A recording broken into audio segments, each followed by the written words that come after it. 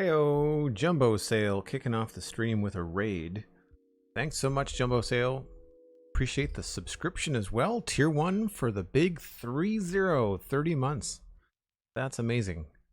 Thanks ever so much. Make sure that you follow that shout out and go check out what Jumbo Sale was up to on stream. What were you doing? Tell the fine folks here what you were up to on stream. Welcome back to the channel, folks. If you are new, my name is Joel Duggan, and this is LEGO. Surprise!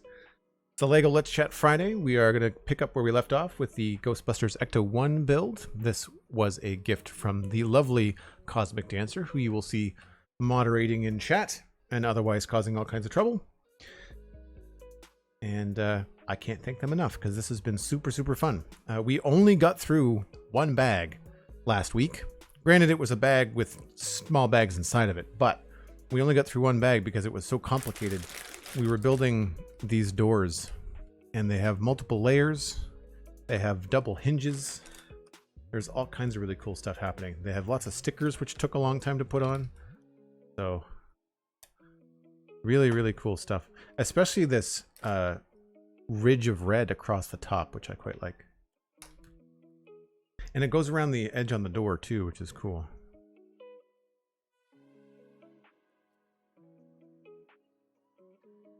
It is very cool, Obu, I agree. I like how it's shaping up as well. So we're going to go for bag 6. We'll see how far we get. There are other bags within bag 6, but it doesn't look like it's an overly large bag. So we'll pick up kind of like where we left off. Move this over here.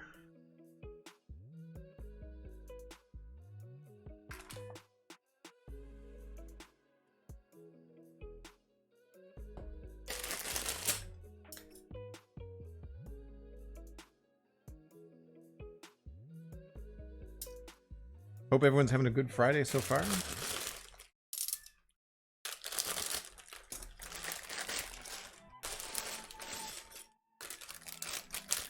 Jumbo Cell, I was actually exploring the 1.20 features, searching for sherds, trims, and stuff. Very cool. Did you find any? Did you find enough to your liking? Decent amount of variety? For folks that might not be Minecraft fans, it's Minecraft version 1.20, and there's all these different things that you can go out and find in the world now.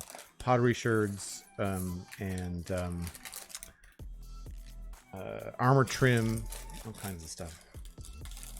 We've done a little bit of that, not the armor trim stuff, but we did some archaeology with Archaeoplays on the stream. So not on the Citadel, but kind of its own thing.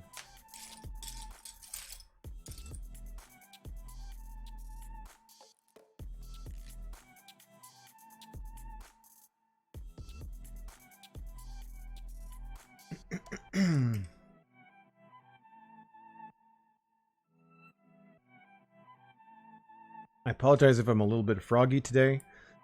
We are now on day 6 or 7 of like torrential rain, which is good for all the wildfire problems that we were having in the province. But 100% humidity with not a break in sight is not great for my voice. So I have discovered.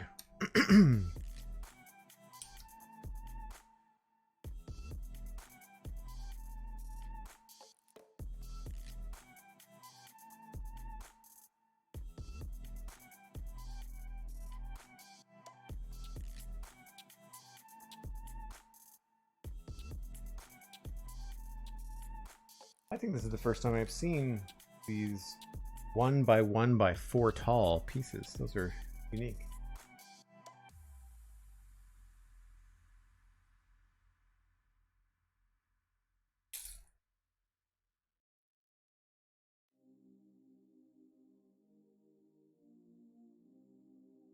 Found some tridents in your face, yeah.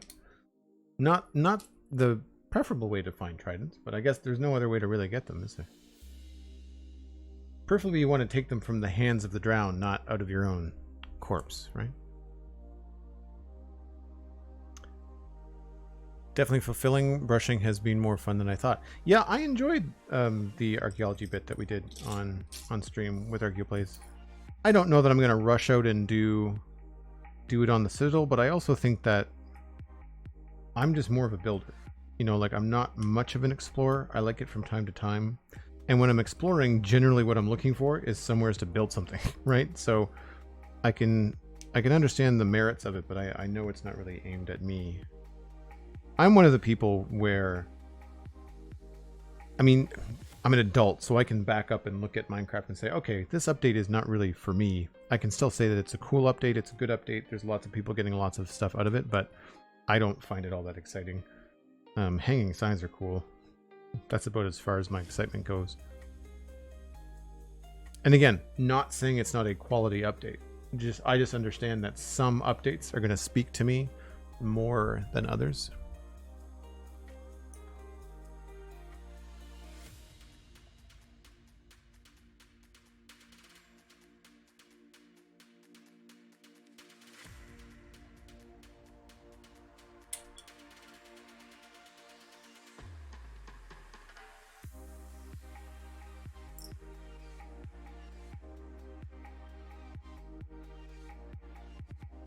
Got some cool little printed pieces here with some details.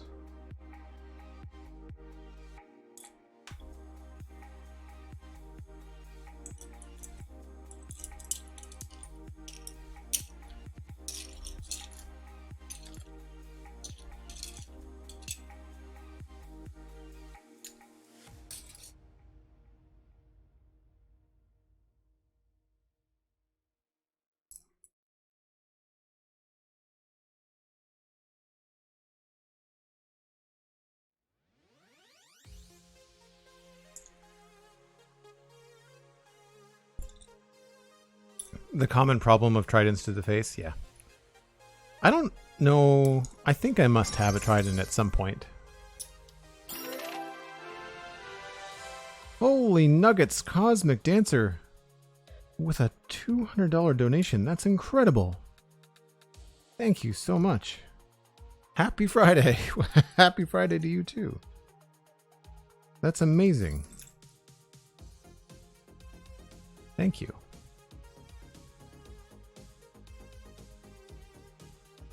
Hey, there's Blast Jordan. What's up?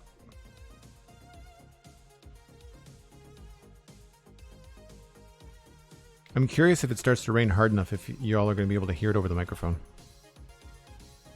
And I tried to set up Streamlabs OBS Studio rather, to do Lego, but there's just too much of a rebuild that I have to do in that software right now, so I have not yet figured out. I think I've set up a profile that allows me to have one profile in 1080p and one profile in 1440p, so that should make switching between Lego and other things a little bit easier. But I had to rebuild like the entire Twitch leaderboard across the top, and I just didn't have time to finish it before the stream today, so it's on my to-do list, which, as Cosmic knows, is 1.5 miles long.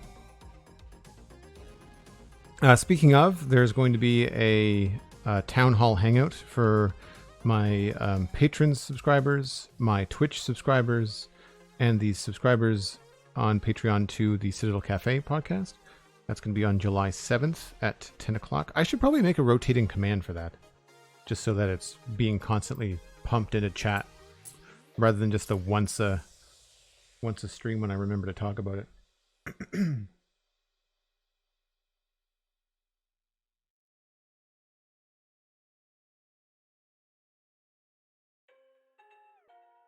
And basically anybody that is either a Twitch sub, a Discord, a Prime sub, a Patreon subscription, or a Patreon subscriber for the Citadel Cafe, they all get access to the same Discord. So that's where the hangout's going to be. It's going to be in Discord.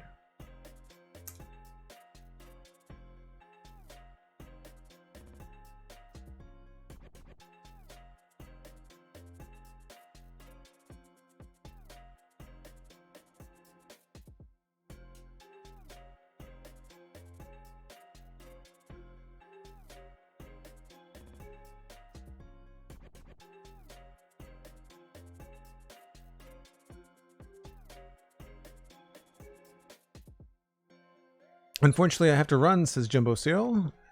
Oh, it's after midnight for you. Yeah. Have a fun stream. Ecto is looking good too and tempting. It is a very cool kit.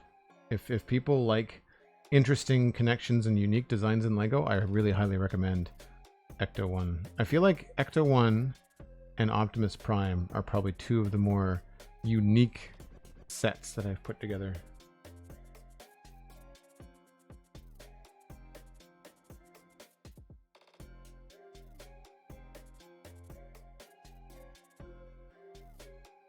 I know Steven has been putting together the same thing, Steven ESC, and he's been saying how much he likes ECTO-1 as well. Or I think they're done. I think he built it off stream with his family.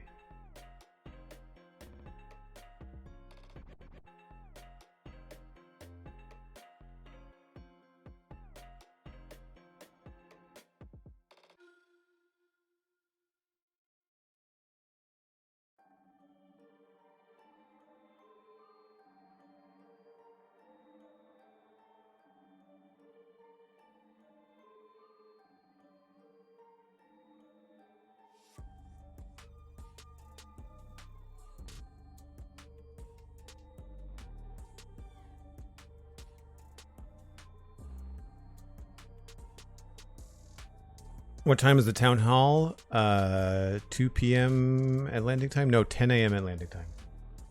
It is currently in my Discord, and the timestamp in the Discord should change itself to your time zone. But yeah, 10 a.m. Atlantic on Friday the 7th. Reminds me, I've got a lot of number crunching to do between now and then.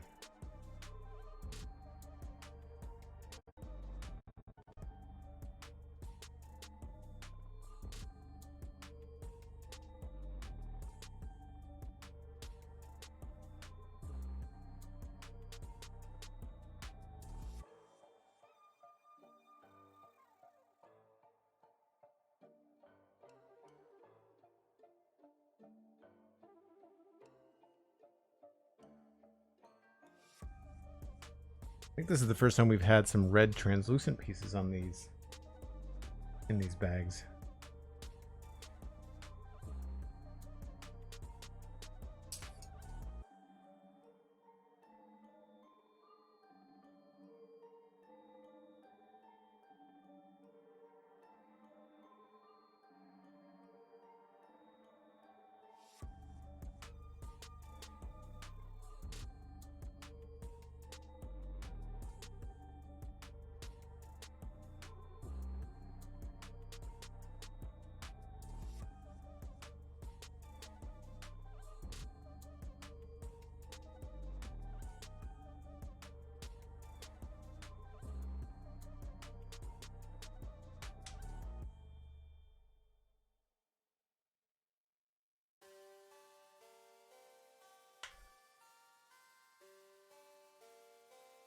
Yeah, so that would be 2 p.m. your time in the UK. Cosmic, you're right.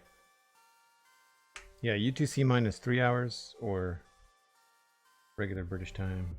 Oh, I messed up.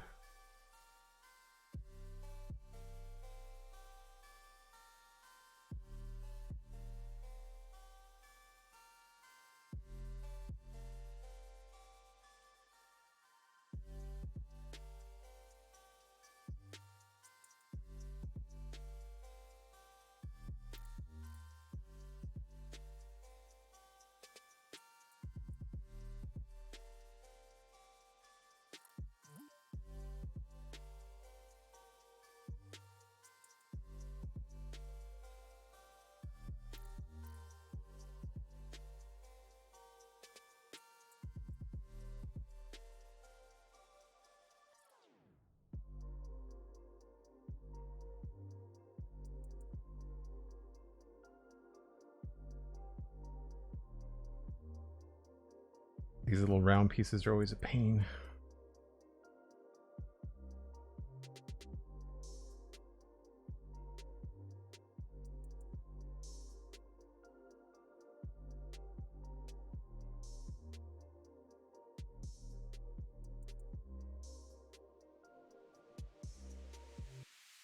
I'm not sure what they're called. Rivets, I guess. I keep on threatening to get like a Lego glossary for the names for all the parts. I'm not even sure if one exists outside of a website.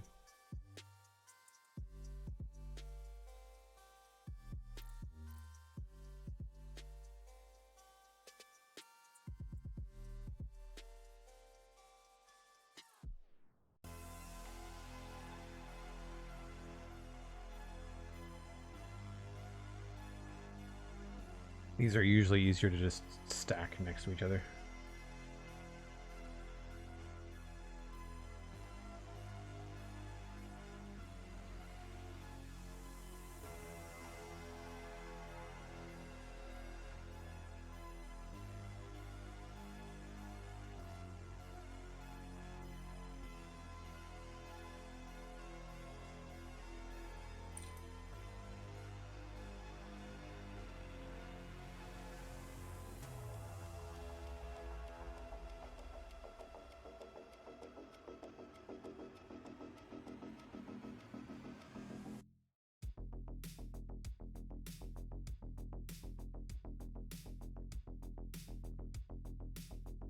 What was weird is that the other day I woke up to the groundskeeper for the building I live in mowing the lawn at like 8 o'clock in the morning in the pouring rain.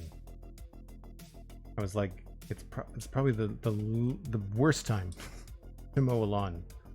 I mean, I guess if it's gonna get done, it's gonna get done, but like, my gosh. What a mess. Like, grass would be absolutely everywhere. I remember having to squeeze that kind of stuff in when we were younger, and you'd be going on vacation. You knew you were going to be away for a week or 2 weeks, and you'd have to mow the lawn before you go. And like, you'd have to do it regardless of the weather, and you don't do it by choice, you know?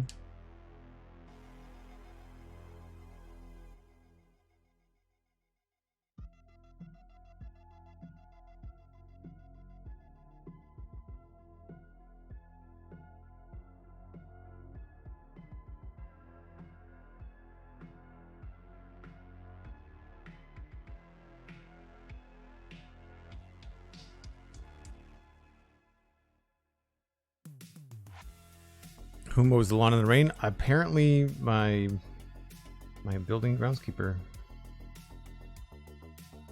I'm not sure what's worse. I mean, like, I was awake, but like, I know there's a couple of other people in this building that probably weren't. It was early. But there must be like a city bylaw or something, because there's some construction that's going on down by the harbor. And it's the same thing. At 8 o'clock sharp is when all the noise starts. I'm sure there's people on site setting up and doing whatever, but it's not until 8 a.m. before the banging and the crashing and all that kind of stuff starts up. There's going to be some sort of like noise window. I'm sure it's specific to municipality. Like, I'm sure it's different for each city.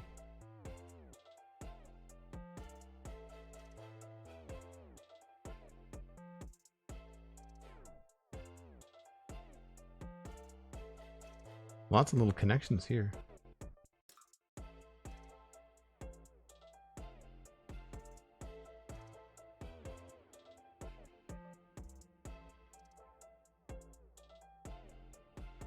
Lego Voyeur, it is indeed bag 6. Welcome in. You were in the right spot.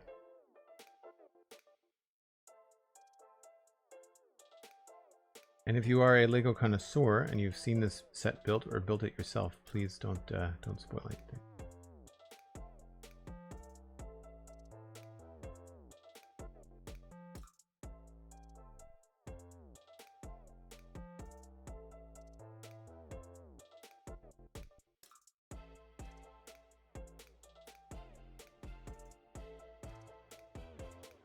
Lots of cool little details that I'm glad I did not have to stick on with stickers.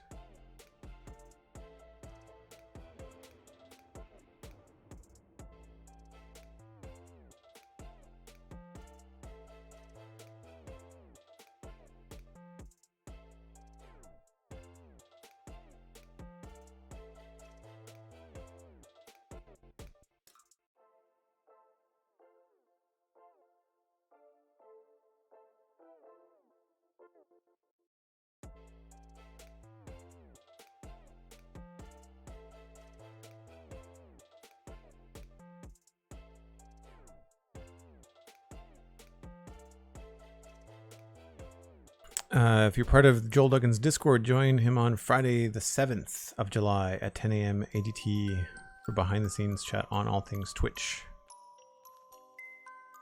Yeah, it's a little long, but it's all the right info.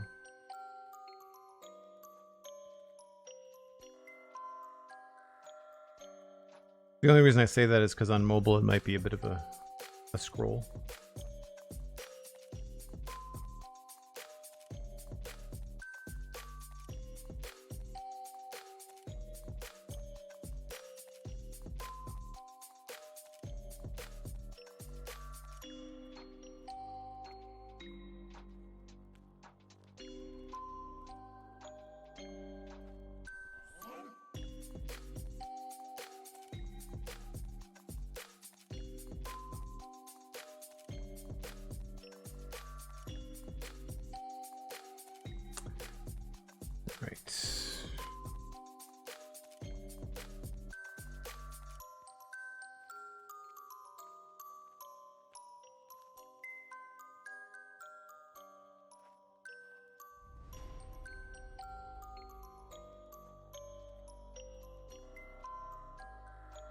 This actually came together pretty quickly. I saw all the pieces and I was like, well, it's a lot of little things, but sometimes they take longer to knoll out than others.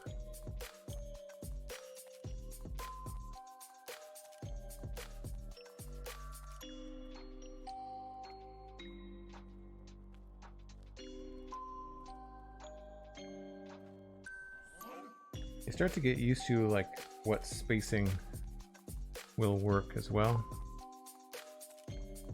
Talking about like the relationship between like a plate that's 6 long versus 4. Where can you kind of fit in the ones that are a little bit different?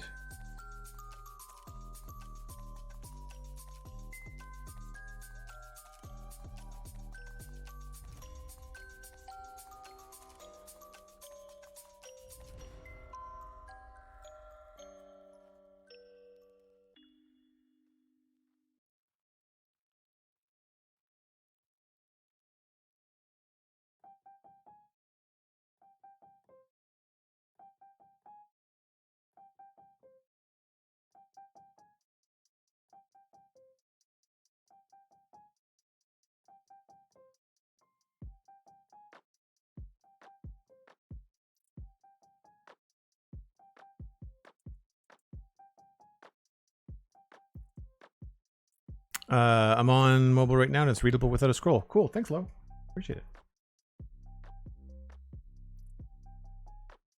I'm not often on Twitch on mobile. If I do, I'm like usually watching on my couch or something, and then I'm just using Twitch as the chat, and I'm really only using it just so I can type faster than I can on the Xbox, and that's it.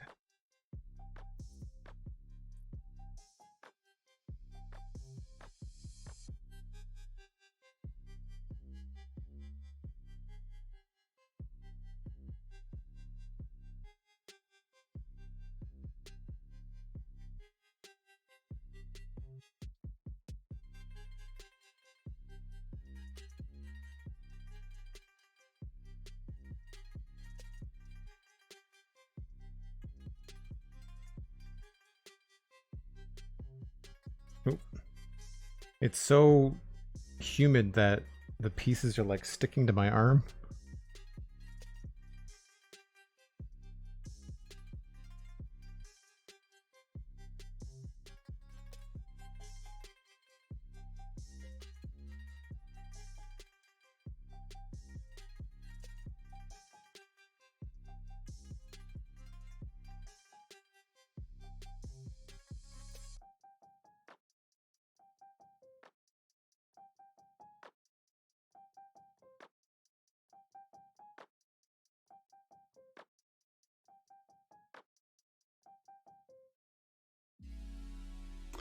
All right, so now we've got this last little bit left.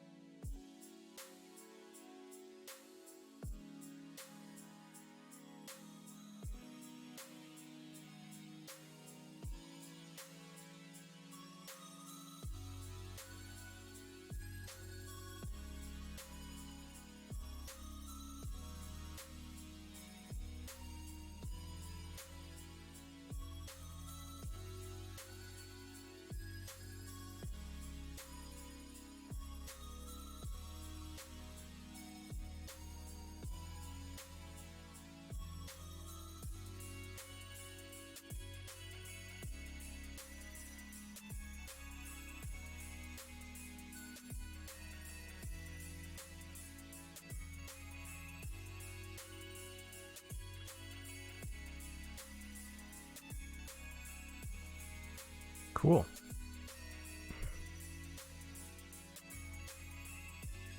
Take it easy, Marvel fan. Thanks for popping by.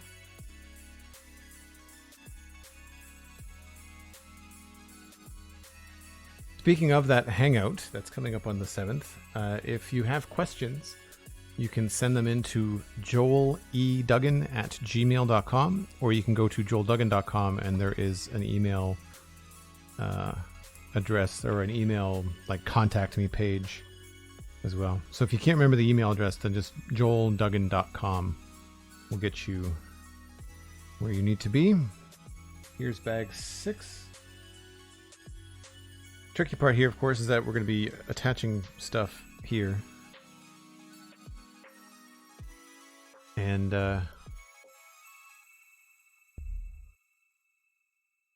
it doesn't really fit in the frame.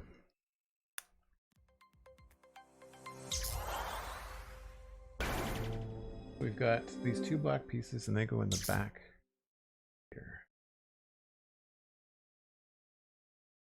Pixel Rift subscribed at tier 1, 58 months. Pix, I hope that means that your computer is up and running.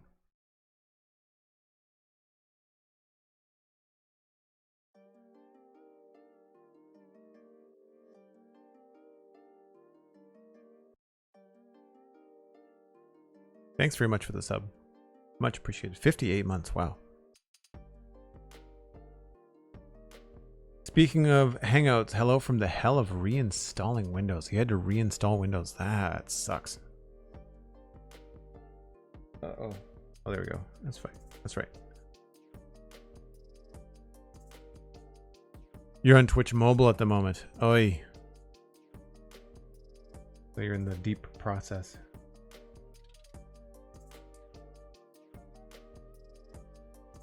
Alright, so this, I'm going to have to turn this way because I can't see what I'm doing. We've got this piece and this little white piece. This goes attached to here. And this goes on this little blue piece there. Such a technical build. And then we've got this long piece and this short piece here. And this goes along here. Oops. And then this lines up right there. Currently on 64%. So let's take that as a good sign. Well, that's good. I've been thinking about reinstalling Windows on my streaming PC to try to get a little bit more performance out of it and remove a bunch of like user stuff that's from the person that installed it for me. And there's like 4 or 5 user accounts on the computer and there doesn't need to be. And then the stupid thing is that like they're all called like Joel 1489BQXW something, and just like I didn't name it that. Why does Windows have duplicates of my install? Like it's such a pain. Or I shouldn't say install, my user.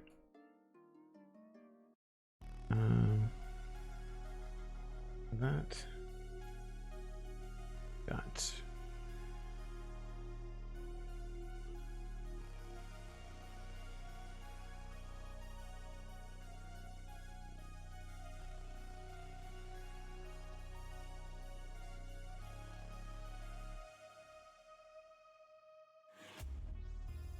need one of these little guys, and looks like one of these.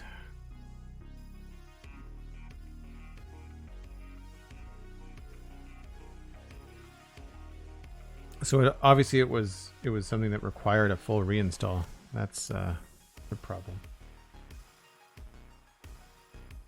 Right. This goes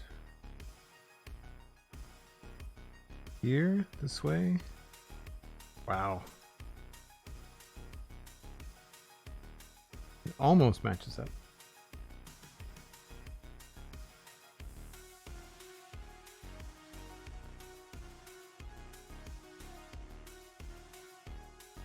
Starting to see like how they design the inside of the trunk to have like a specific look as well. I'm not sure if you can see that on stream, but like the inside here, like this feels very designed, you know? Feels like it would be what the inside of a trunk on this vehicle would look like, you know?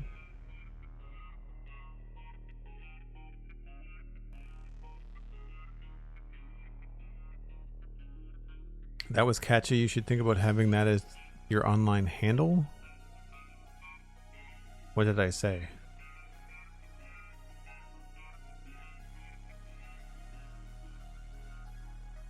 All right, so we need both of these.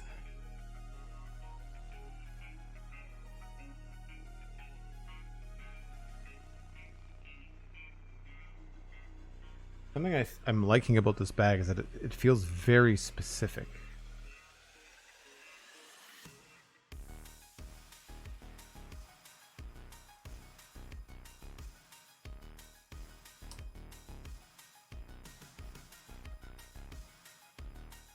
See, we're sort of catching up to this side.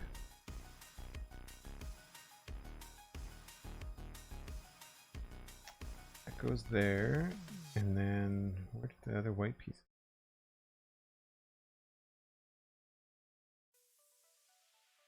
Got this piece here.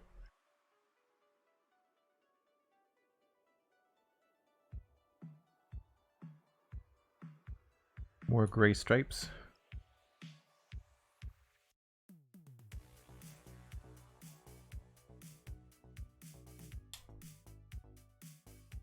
Oh.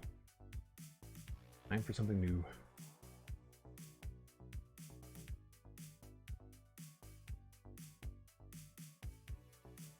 Now I've just gone and ruined everything.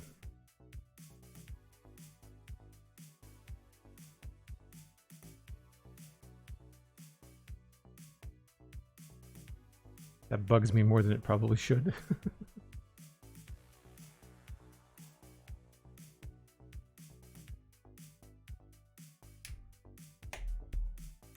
It's a neat way to go from 4 wide to 3 wide. I don't know if I've ever done that in Lego before.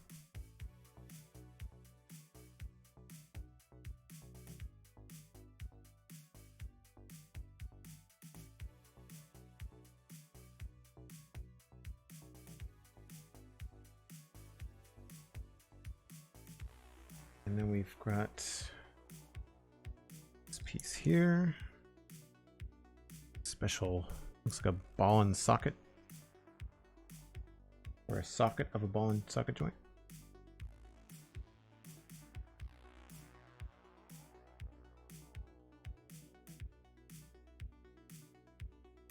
And we go from 3 down to 2.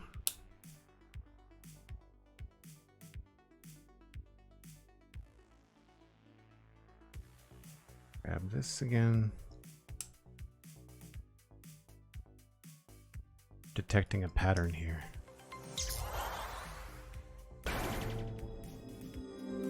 Cosmic Dancer gifting 8 subs to the community. Thanks so much, Cosmic. That's amazing.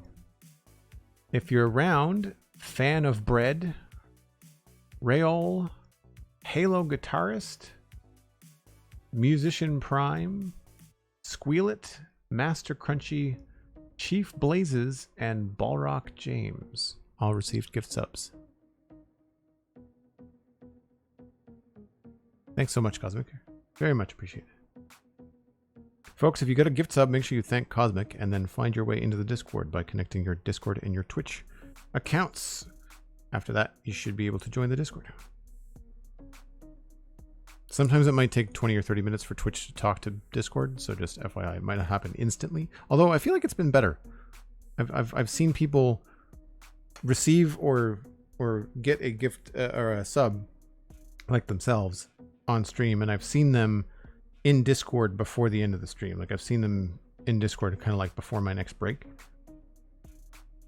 All right, so this thing sticks in the back here.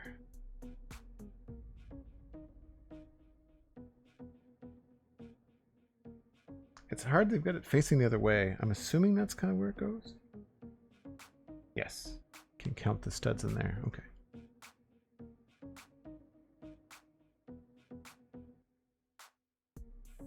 Yellow brick. Beige plate. There.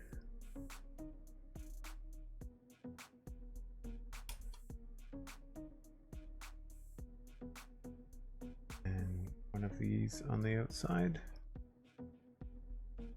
this is so very specific.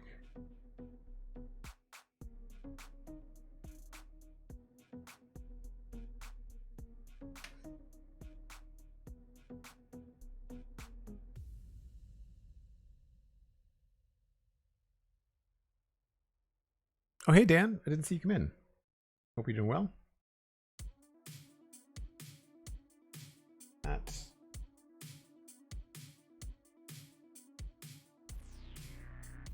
So then this goes here. Kind of gets us even with the other side here. There is a weird groove here that looks very specific. Uh-oh.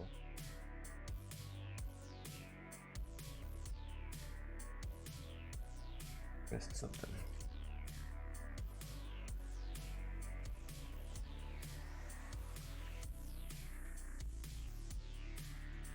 That.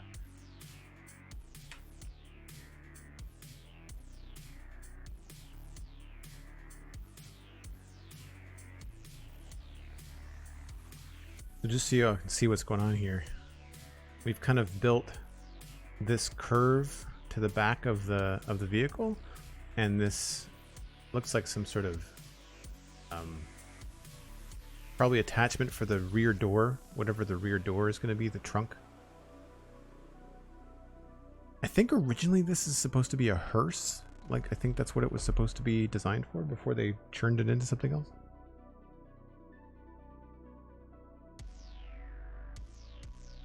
No, ambulance? Maybe it was meant to be an ambulance. It was meant to have like a long bed in the back. I knew that much. Probably an ambulance. Although either would be suitable for the Ghostbusters. Like, it makes sense that that's what they would commandeer. I can't remember the specs because I'm not a car guy, but apparently when they were filming scenes for the new Ghostbusters movie in New York, one of the people that was doing the stunts and the driving and stuff talked about what they have under the hood, and it's something crazy. It's like a V12 or some crazy motor that they have in here, so that it looks like it can really, you know, move, like really speed away and do different things. Like it was pretty cool that they have such a beefy motor inside of it. All right, so this goes here like that, and we flip it over. We attach one of these,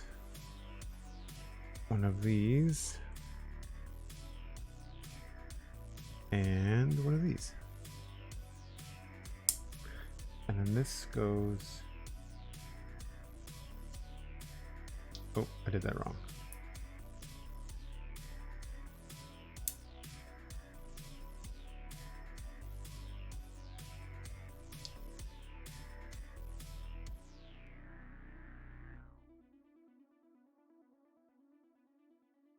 And this goes over here.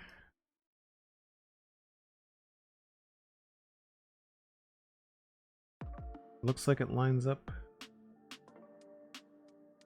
Oh, there's two of them. Hold on. Yeah, this goes here first. This could be tricky.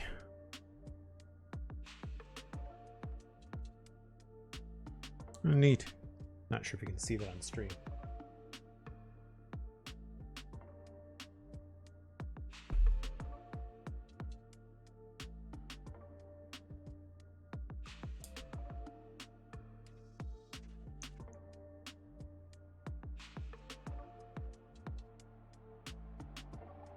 Something to do with all the science happening inside. Now this looks different than the one that I have, but I guess we'll just go with this one, I guess.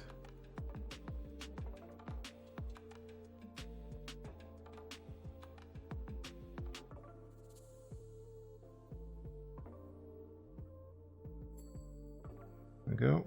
And then we flip this over that way.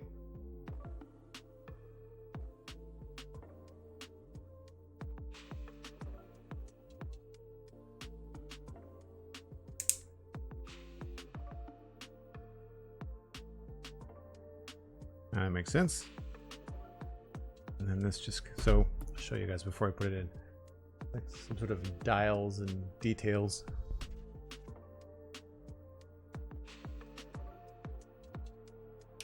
The designer on this really thought of all kinds of stuff. I keep on meaning to do this so I can try to remember their names.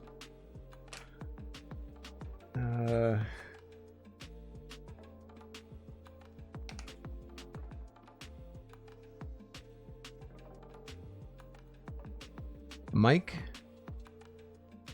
Saki. Mike Saki. P-S-I-A-K-I. Mike Saki. I'm assuming the P is silent.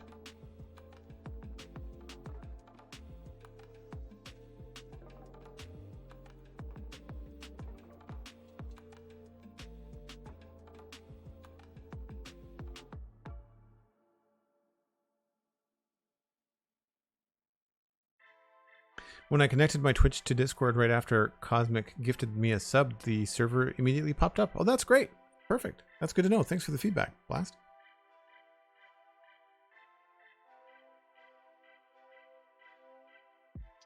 Has your sub badge not shown up in Twitch chat? Or do you just have it off? I really need to update those.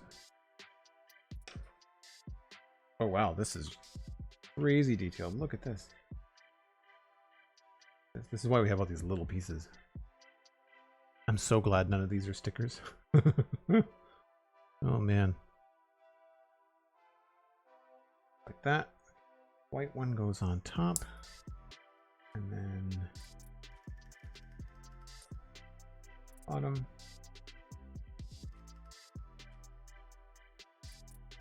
I like it when they do this. I like it when they add, like, they use hinges and functional parts of mechanical pieces, but then they use it as like sticking off of things to add detail.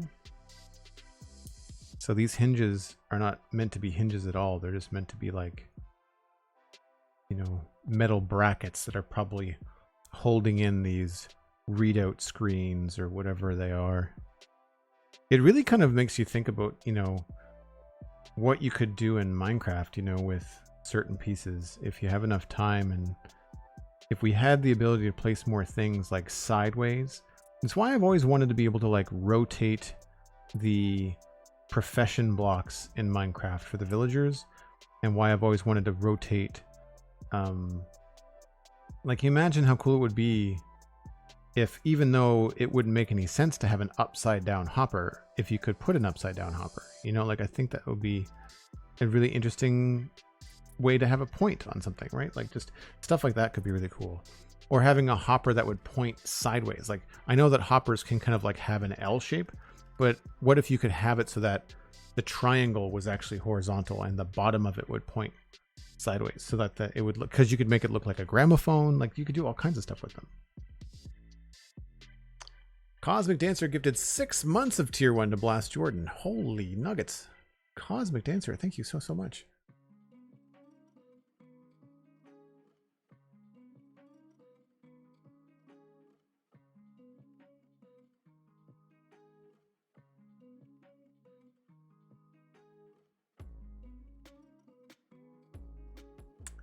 Yeah, that's really cool looking. Not done yet. Got both sides. I like that they covered up the studs. That's cool.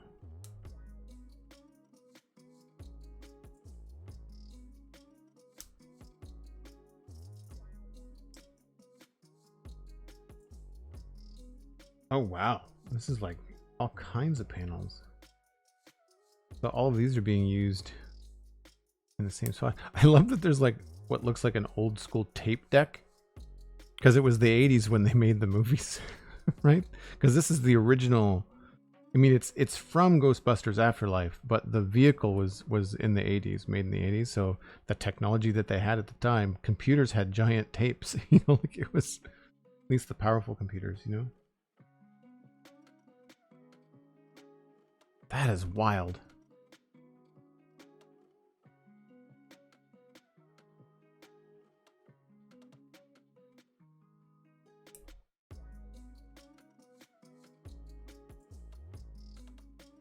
And then this, oh, I see. This hooks onto this thing that we did here. So it's got two places to attach to, or does it attach on the bottom at all? Yeah, it must. That's nuts. And you're never going to see that. Like, that's purely for the builder, because it's very slim chance that you're going to be able to see that when you look inside the vehicle. Like, this door doesn't open, right? Only these ones do. I mean, this does, but like, yeah, that's crazy. Well done.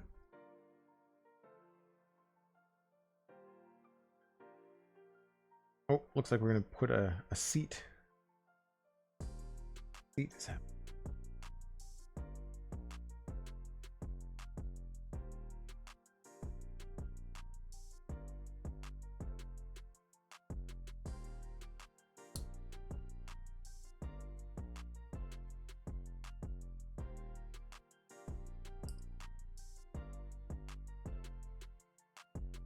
I've built enough of these, you'd think I would be able to sort out what was going on.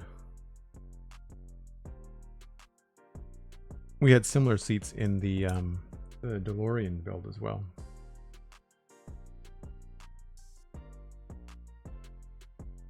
Uh-oh. Put that in the wrong spot.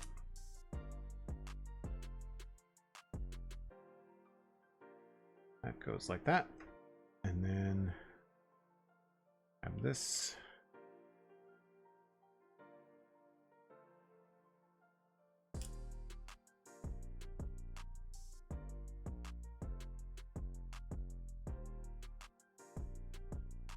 I always feel weird building these black parts over the black instruction manual. I imagine it would be pretty hard to see.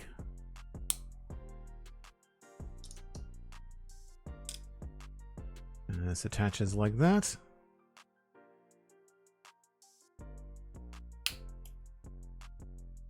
I like that they click, like it's not a free rotating thing, like they have angled stages. And then this goes right up against that. I'm sure you guys show that to you before I put it in there.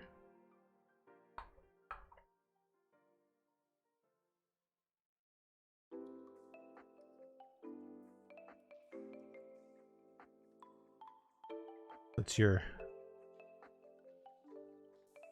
third passenger, I guess.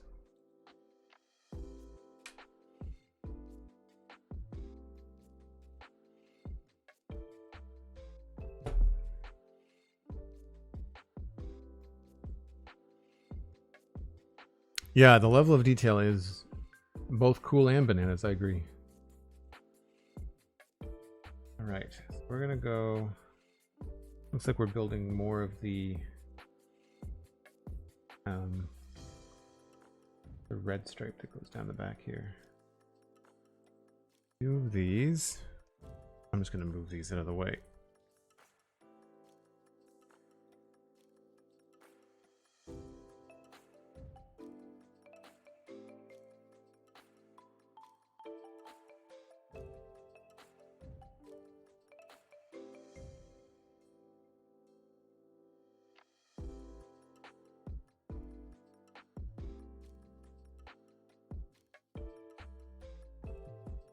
I have to make two of these little construction bits. This goes on like that.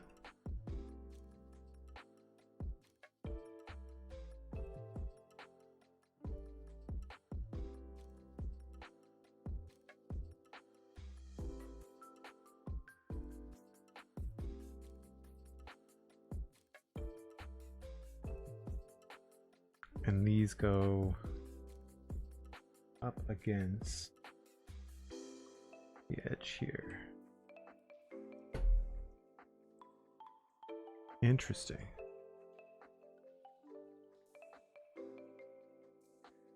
And then we make two of these, and they go here. I'm really curious to know what's going to be attached here, you know, and how that's all going to go. I'm sure it's probably like the better part of the wheel hub. Like there probably needs to be a decent bump that goes over the rear wheel, just because I know like the overall design is a very retro. What is it, like a 1958 or something? I keep on meaning to have this on hand. 1959, I was close. 1959 Cadillac Miller Meteor, originally purchased by Dr. Ray Sands for $4,800.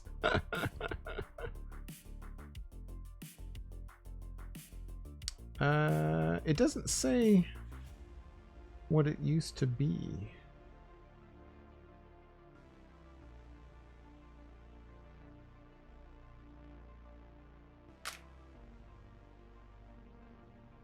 Did it ever tell us? 360 horsepower.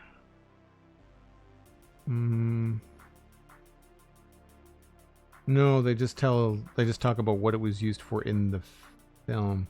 Could someone look up a Cadillac Series 62 Miller Meteor and let me know if it was originally like a station wagon? Was it meant to be an ambulance? Like, what was the purpose? Ah, Cosmic, you're ahead of me. Wikipedia told us it was a hearse ambulance combination. Oh, okay. That makes sense. That makes sense. You can see the medics in like the white suits and the white caps, you know, getting out of it. If you think about it in like a 1950s movies context, like you totally see that, right?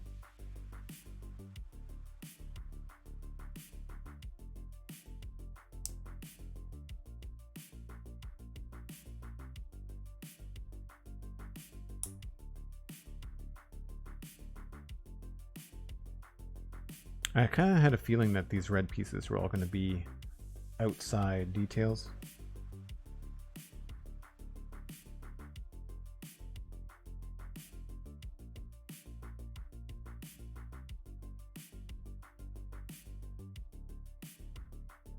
Really unique construction stuff.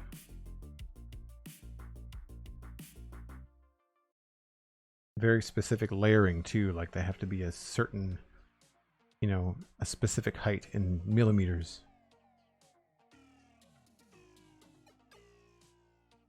And again, like you think you're building something vertical, but then it gets put this way and attached this way.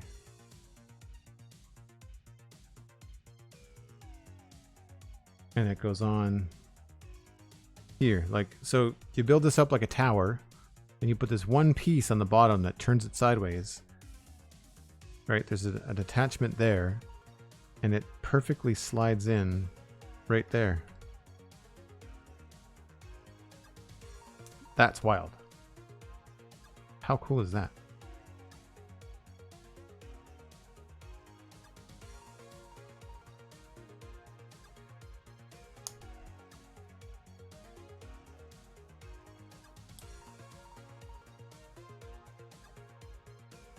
It's funny, you know, like I think one of the things that I really enjoy about Lego is that it brings back all of the cool, like you're building something, model making from when you were a kid. Because I did both. I had Lego as a kid, and I also had like snap and glue together models.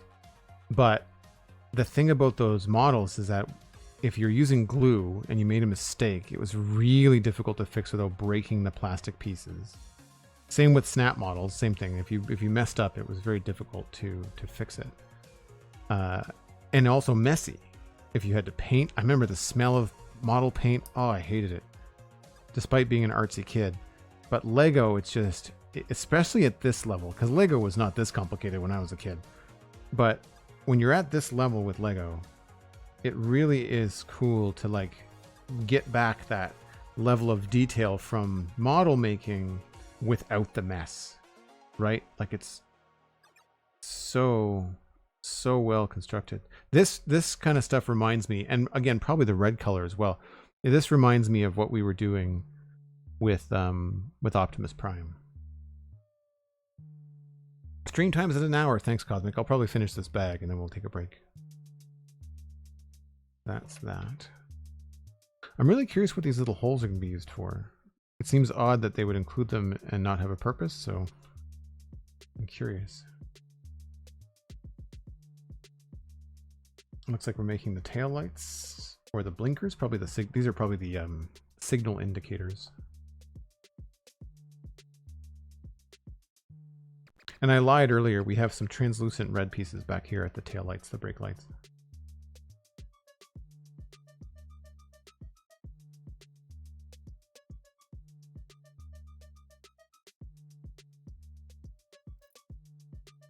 Just like that. 2 more. I'm assuming we're going to make 2 of these.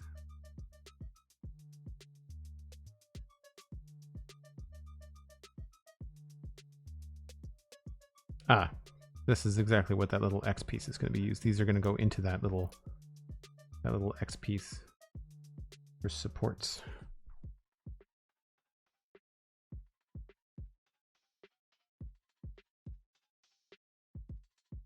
We've got this. 2 little cones.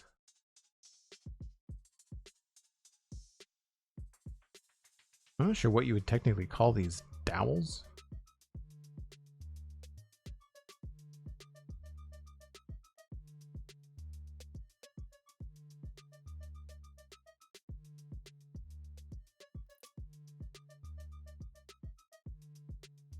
This goes on the edge. That. It almost looks like a weapon.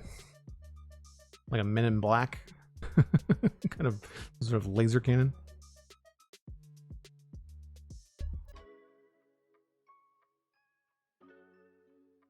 Another piece.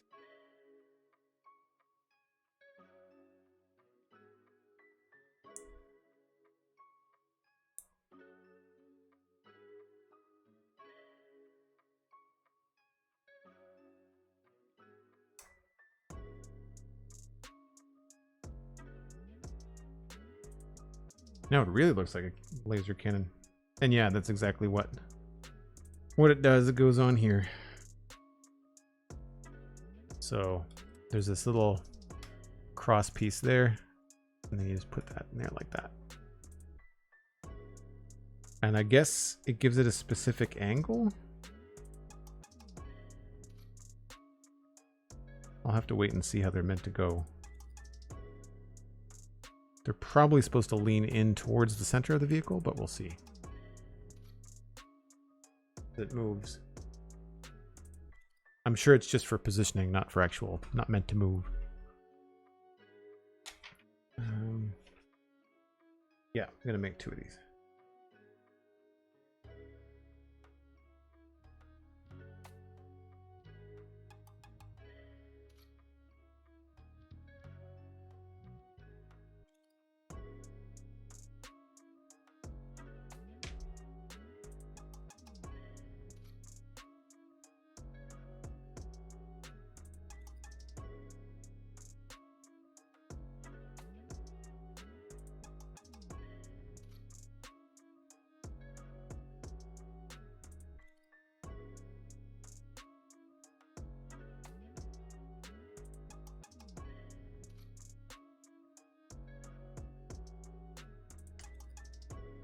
Like that. And a couple more of these.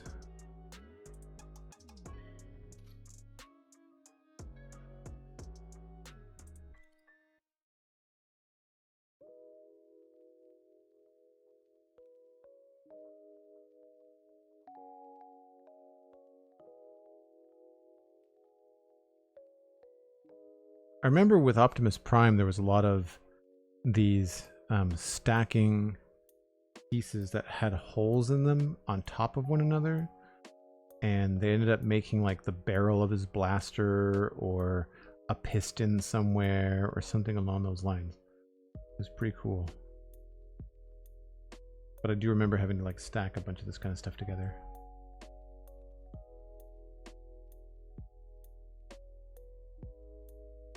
There was a lot of Technic pieces in Prime, which I mean makes sense. Oh, did I goof? I think I goofed. Yeah, I need to fix the other piece. I missed a step. Not a big deal. I just missed this one gray piece.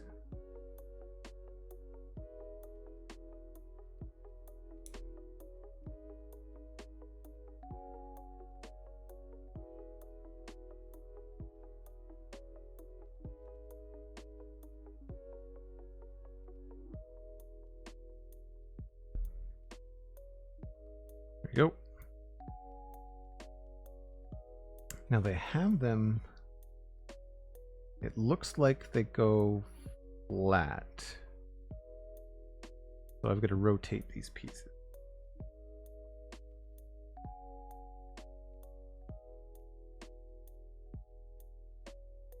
Yeah, so they're meant to go side by side like that.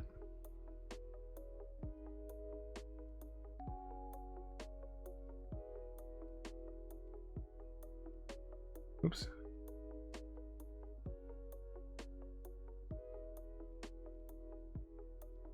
Yeah, so they're meant to go horizontal.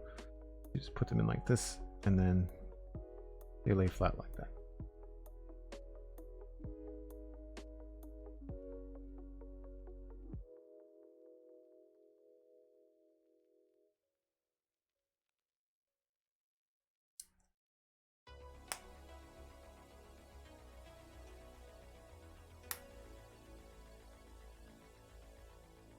Attach these big pieces like this. I always like these real subtle curves. I'm not sure what these are from. They're like, I know that there's like a lot of Ninjaga stuff that has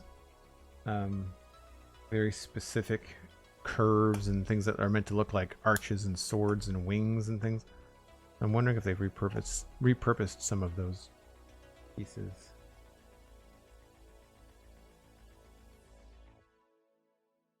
This goes like this. So this is the big flare that comes off the back, or the start of it anyway, and it goes over the taillight. What actually comes through. That's really cool. But it has kind of like this wing look to it, and then this kind of goes on the side here and sandwiches the taillight.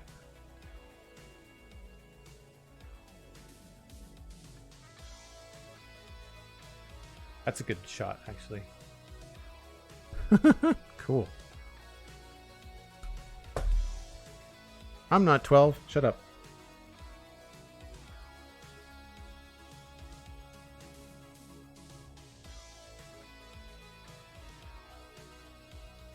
And looks like we got some extra pieces.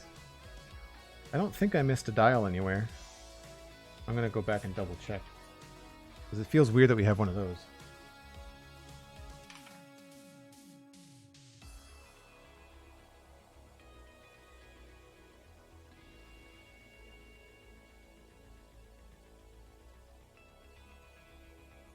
No, it only said to use one. Okay. Just making sure. I guess it makes sense if you do lose one, it would suck.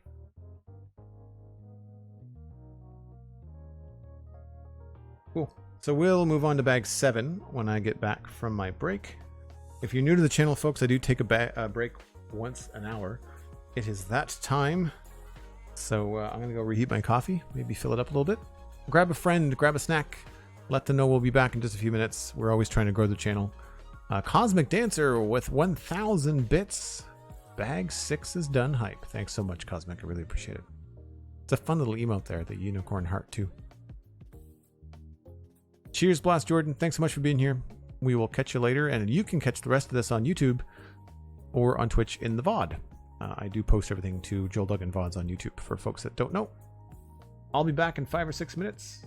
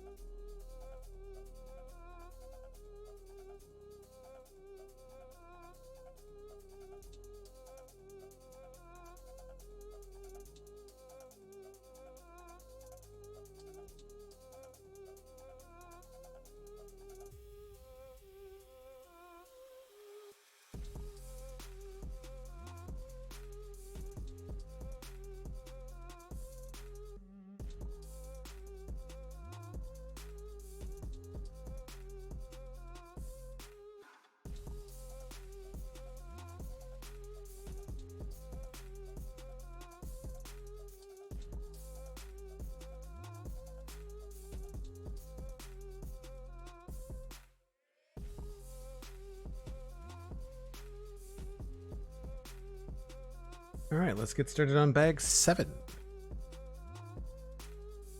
Now, this is a big bag. I think I'm going to put ECTO-1 off to the side for this.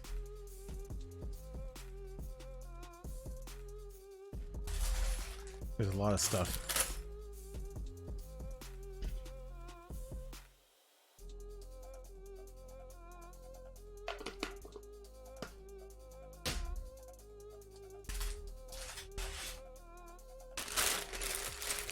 Bagception.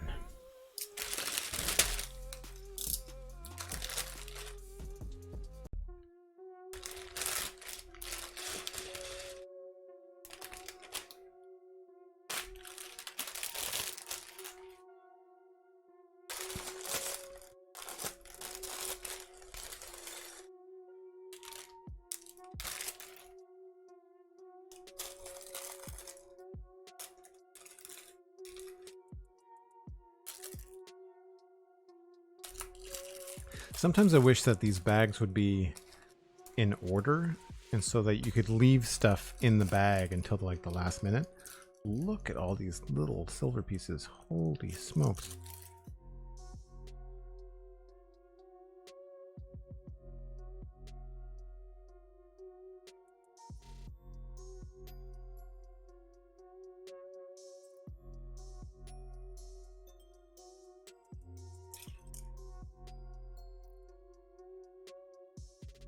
Ah, rubber bands. Something's gonna have some functionality. Might be the rear door. Although there's not a lot of white, so who knows. I'll send up my sleeve. I can't see. We're empty.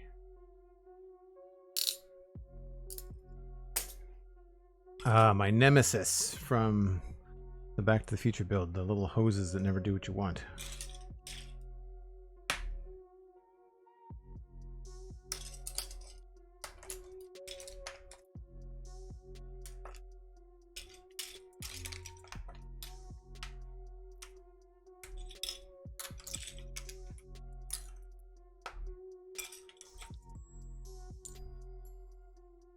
I do like how there's a lot of bright colors, even though a lot of that gets hidden. It feels very like Ghostbusters cartoon to me to have all these primaries. I think I mentioned that last time too.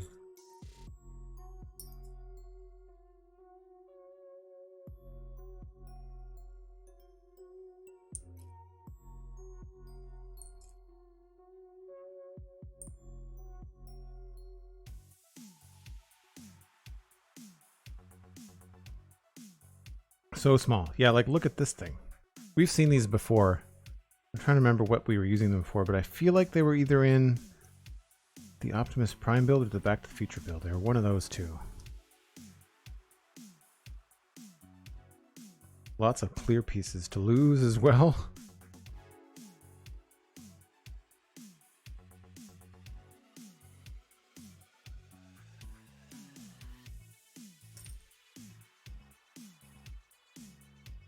I don't necessarily think I'm going to be able to line up these little gray pieces. We might just put them in a pile because they're all the same.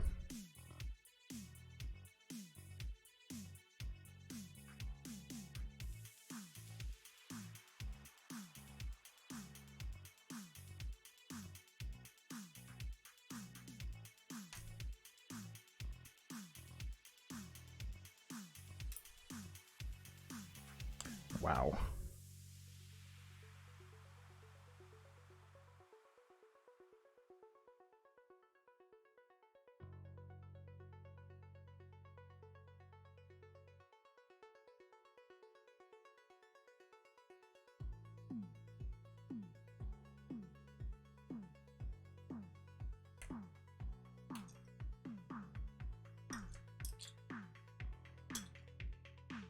I guess I realize that I do tend to separate things out by color. These are heads. These are like black colored minifig heads. That's weird. Feels very morbid. I mean, it would be worse if they were yellow.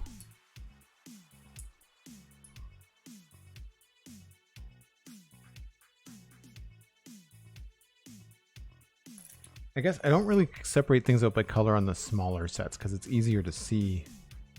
But on the big bags and the big sets, I feel like separating things out by color makes things a little bit easier. Even if you weren't like knolling out pieces, I feel like you'd want to at least have different piles of the appropriate color, you know?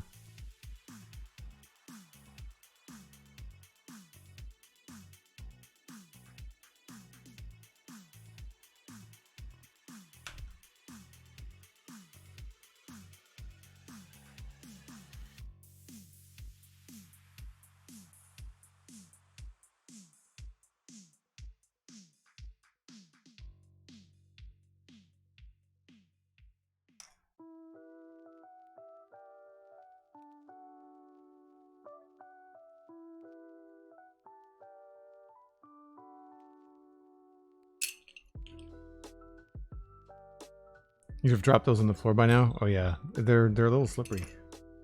A lot of the rolly ones are really tricky. These look like barrels almost. Like again, looks like something that would be brown for a barrel on like a pirate set, you know, but then it's just been recolored to be used in other things.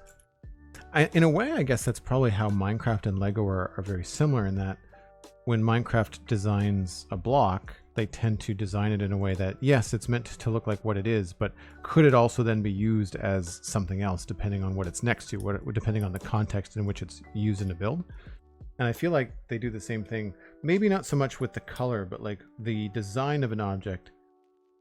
I feel like in Lego, of a brick, they tend to then say, okay, well, what if we repainted it? And we've got the mold, like we have the shape of it, and that's staying.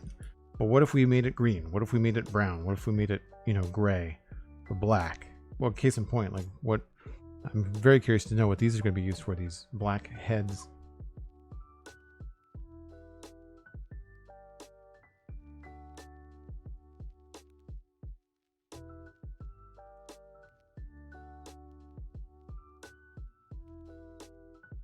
I've got everything all mixed up together.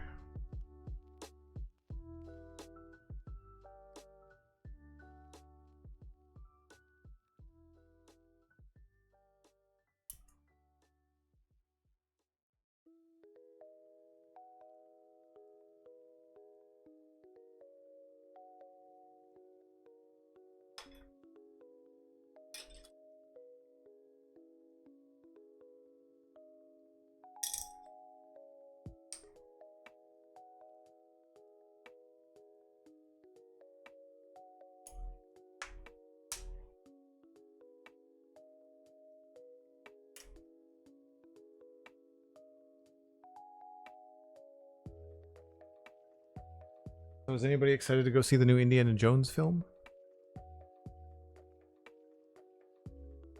I am curious, but I did not like Krista's doll. I don't know whether this is going to be good on its own merits or whether people are just going to give it good reviews because it's Harrison Ford's last hurrah as Indiana Jones.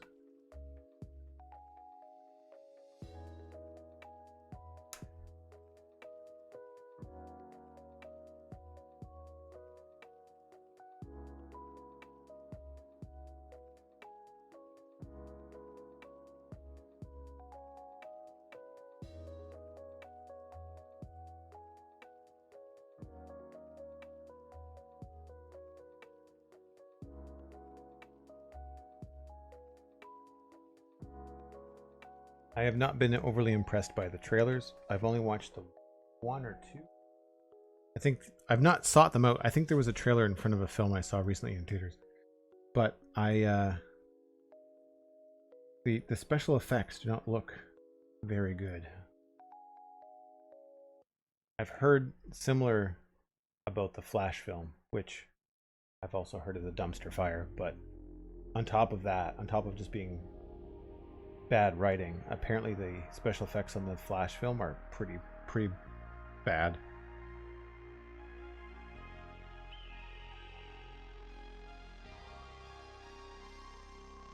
Dan says, I have seen the Flash and it's so bad. Yep, I'm not surprised. And here's the thing. I brought this up on a recent episode of the Citadel Cafe, which I haven't published yet, but I've been editing it. And so I've been refreshing my mind as to what I said on the show. And James Gunn, regardless of whether he was contractually obligated to or not, has come out and said that the Flash film is the best superhero film that he has ever seen. He said that.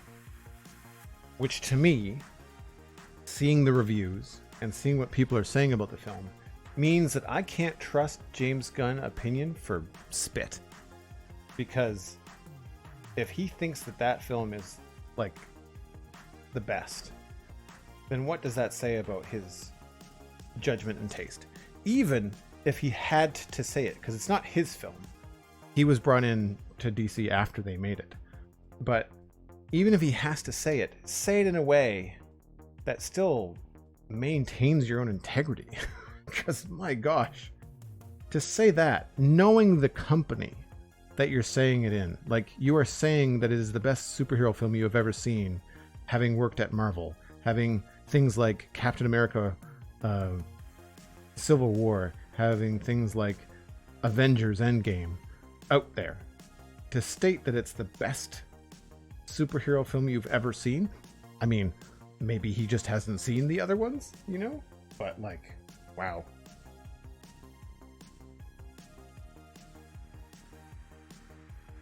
That's painting yourself into a corner. The CGI is garbage. No actual storyline. Yeah. No, I figured. And I don't want to spoil it for anybody, so we'll stop there, Dan. But yeah, I agree. I had zero faith.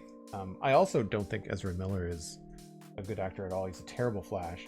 Whoever thought that it was good for him to look like a floppy noodle as the Flash running, it was a terrible stage direction or terrible choice, no matter whose choice it was. It looks dumb. He doesn't look super at all. And there's a whole other, can of worms we won't get into about Ezra Miller. We can skip that part.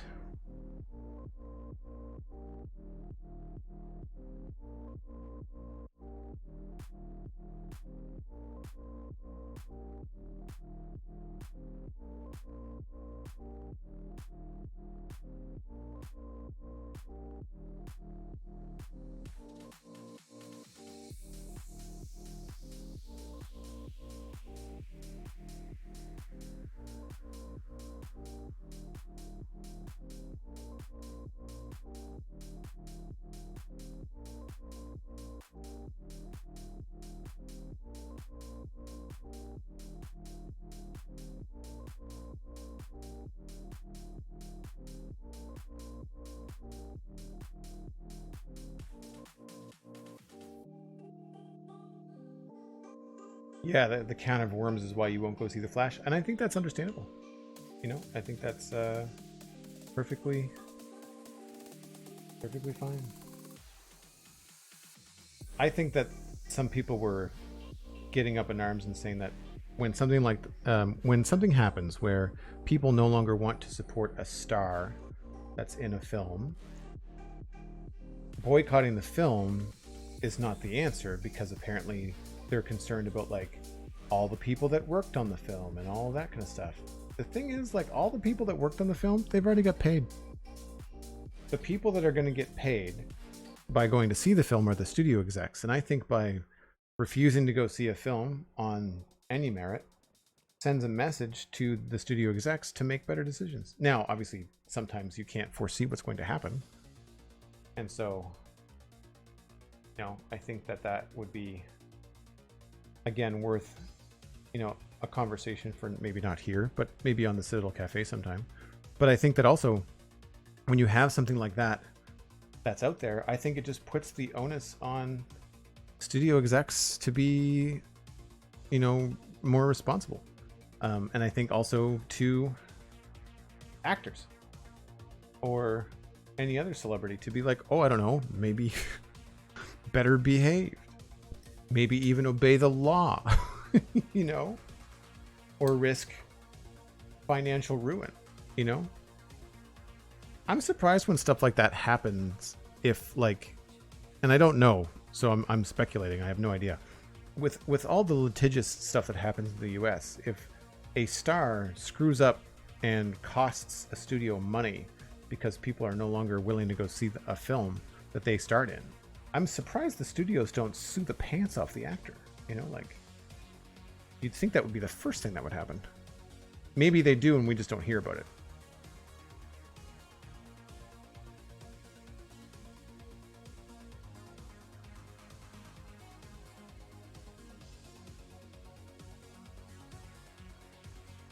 Rule 1, don't be a dingus. Yep.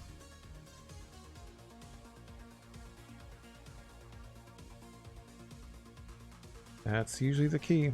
Something that a line that I've used a lot when people were asking me like how I handle myself online. I just don't do or say anything. And this goes, I think, in life too. I just don't do or say anything that I wouldn't be embarrassed to tell my grandmother about. I mean, like, my grandparents are no longer with us, but still, like, if I was around the Christmas table and my grandfather or grandmother were asking me like what I was doing for work and what I had been doing, you know, or that information was out there online, like, if you would be embarrassed for your grandparents to read it in the newspaper, then maybe don't do it. You know, or do it in a way that it's just not going to be in the limelight, you know.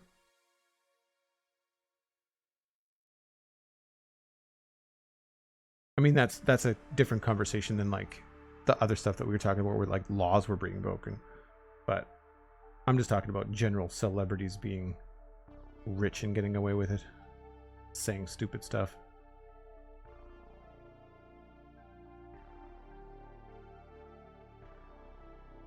Although, to spin this in a positive way, I've watched an episode of The Pivot, Pivot, the Pivot podcast. They generally interview sports stars, retired sports stars. However, they do sometimes skip into the realm of like sports and celebrity, and they interviewed Dwayne Johnson, The Rock. And I mean, I don't particularly like his movies. Not that they're bad, they're just not for me. But I really enjoy him as a person and the content that he puts out online. And it was a very good interview. He was really candid, and they asked some tough questions, and he was really straight up about a lot of it. It was really cool. They've got a YouTube channel, and they're also available on like, you know, podcast platforms and stuff, but it's The Pivot or Pivot Podcast.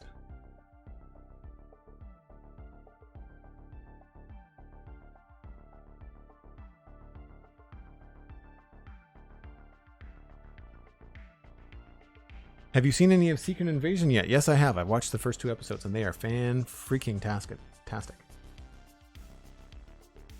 Sorry, I had my mouthful of coffee. Yeah, no, they're really good. I really like what Sam Jackson is doing with Fury, both the writing and the acting. You get to see a very different side of Nick Fury. Very different side. And there's a lot of, like, it's very twisty in terms of, like, the motivations of characters and stuff like that. It's great. Make sure you've got the volume up though, because like you need to be paying attention to everything that is being said.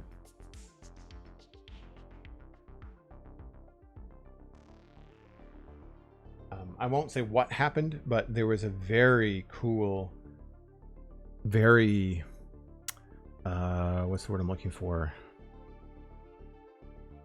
Unexpected exchange between Brody and Nick Fury. I was not expecting it. It was very good.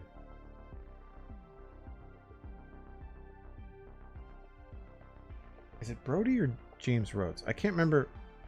Don Cheadle is the actor. Like Don Cheadle and Sam Jackson in a scene together, like, sign me up. But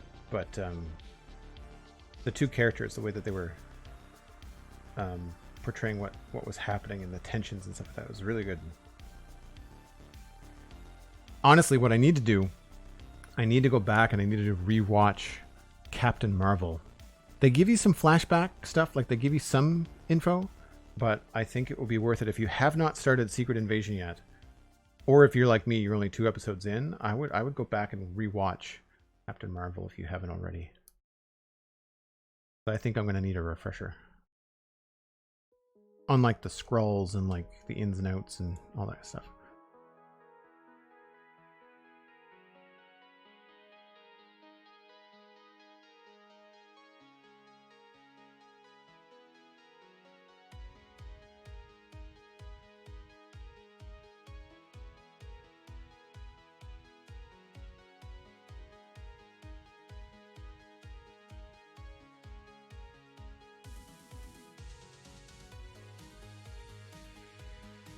Episode 2 is better than 1. I think they're both good.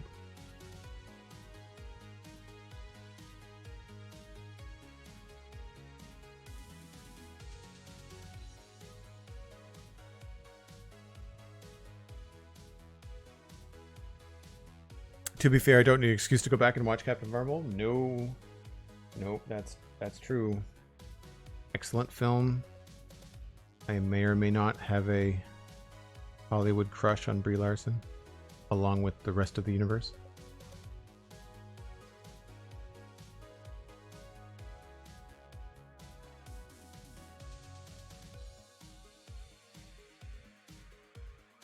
I think something I like so much about her is that in all of the interviews I've seen her in, she's an undeniable goofball, I think. In a very sweet way. I think it makes her more relatable.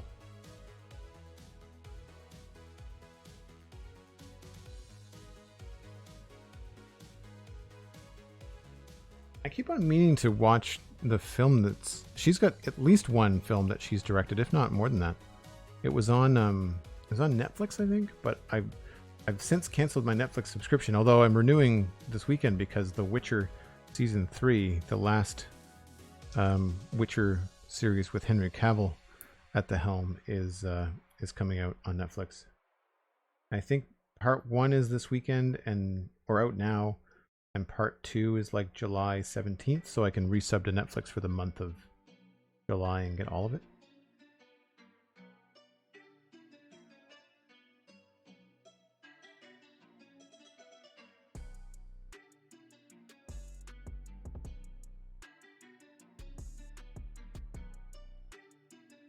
I'll be very happy when these pieces stop sticking to my fingers.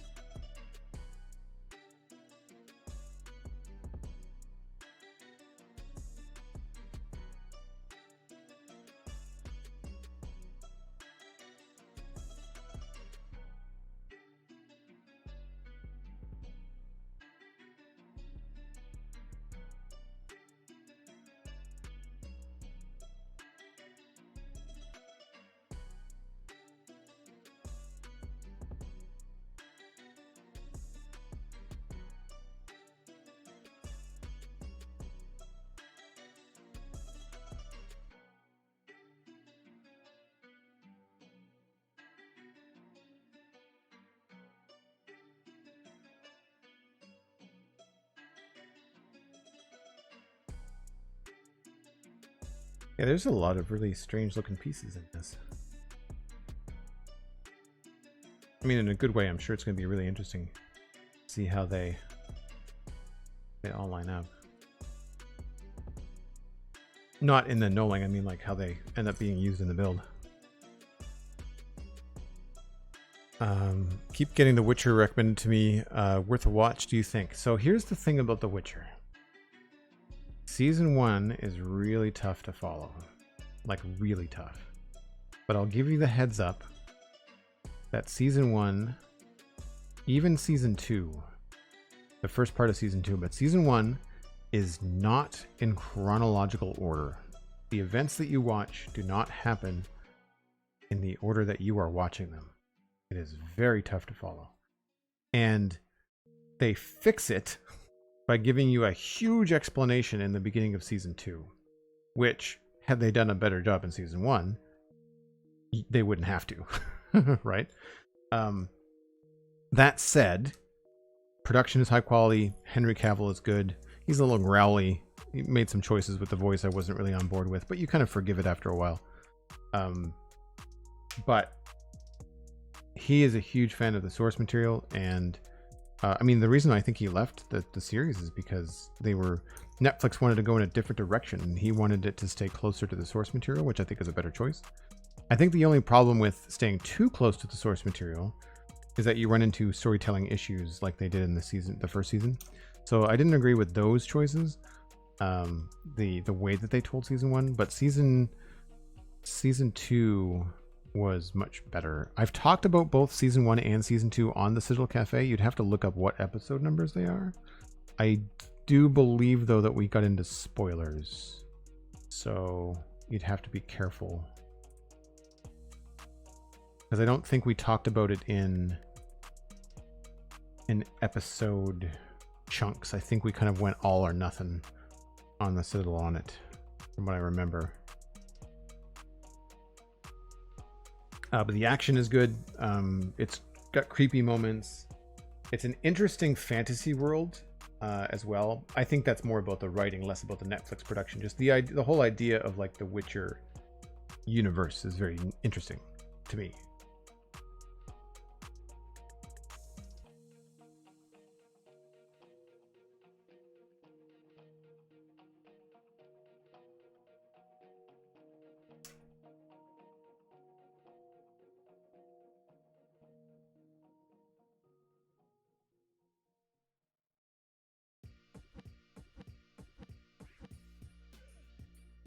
Spoilers don't bother you? Well, and if that's the case, then I would check out the Citadel Cafe episodes, because I think one thing that you might benefit from is if you hear us talk about sorting out the order in which things go in, you might end up enjoying season 1 more, having heard people talk about it that have seen it and try to reconstruct it and complain about where we were confused.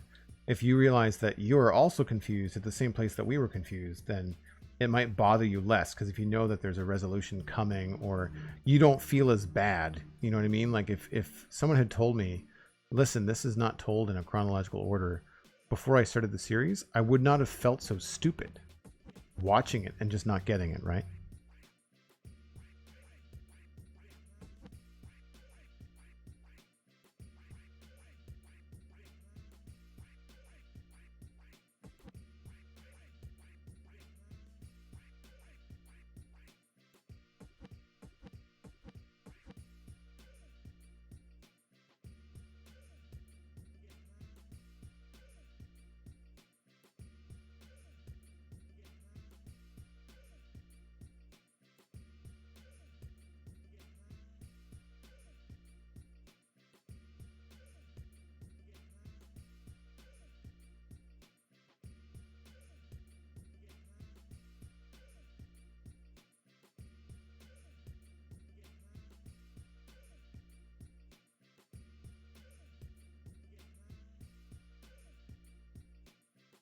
I never played the games either. I've never played the Witcher games.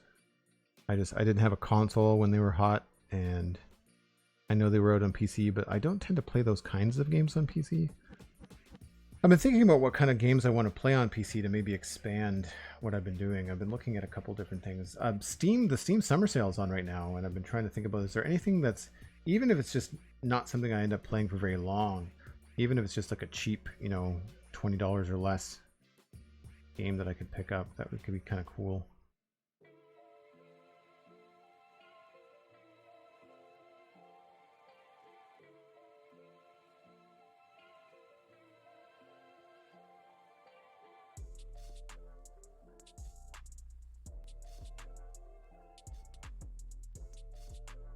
I wonder if we can just switch all of these this way.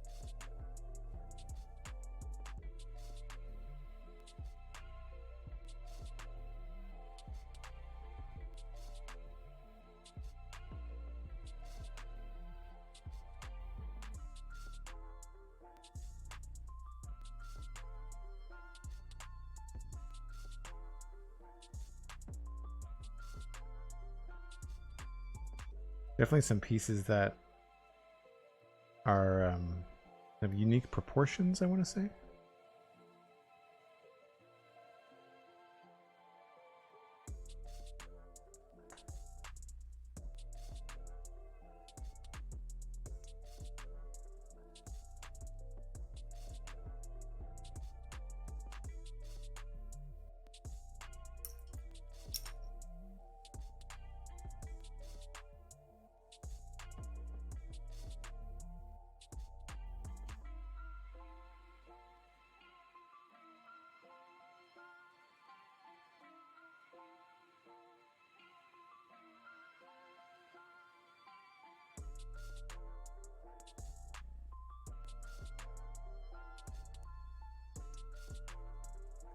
Actually, might be better to put these sideways.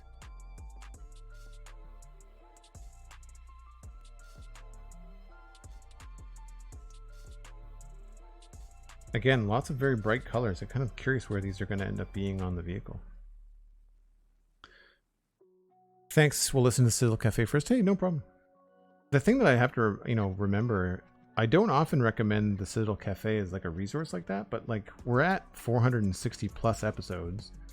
They're all tagged. They're all very easy to find. If you go to the citadelcafe.com and you search for a movie or a show, if we've watched it and talked about it, it should come up quite easily.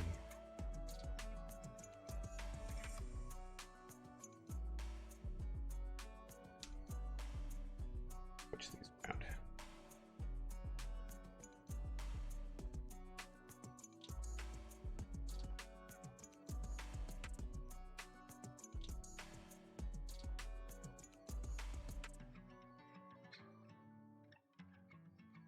I am not a perfectionist. I don't know what you're talking about.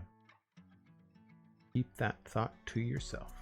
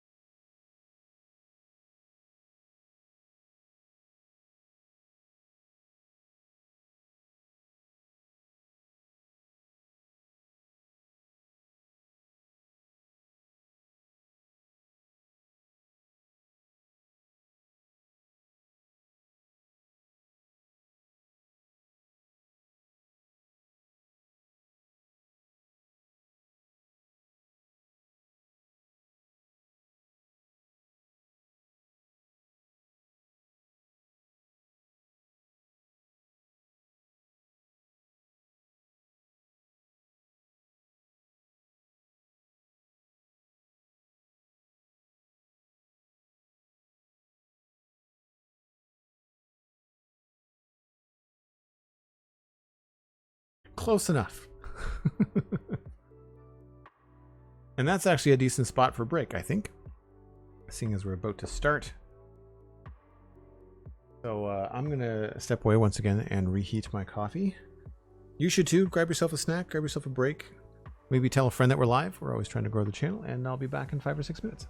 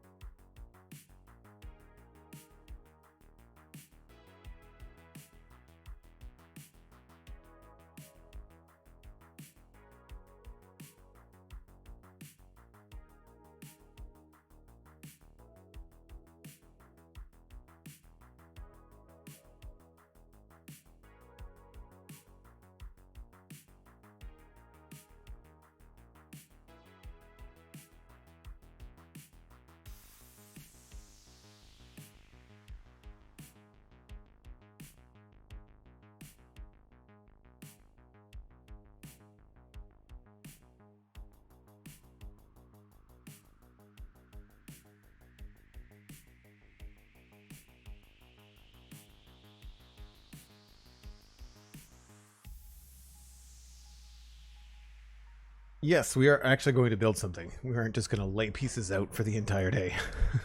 Although sometimes I wonder. Sometimes I wonder. Oh, I forgot to check what page we were on.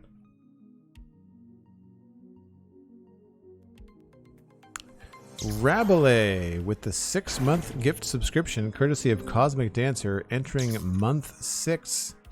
Thanks ever so much for Cosmic giving out that sub, and thanks for the shout out, Rabelais. Where are we here?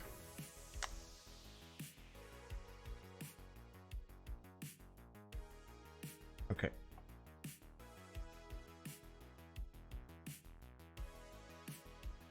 This thing is getting heavy.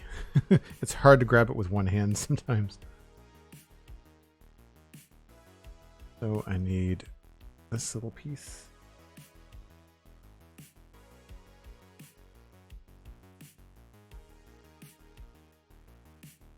One of these. Oop. This little clear piece here. And then one of these little pieces. This goes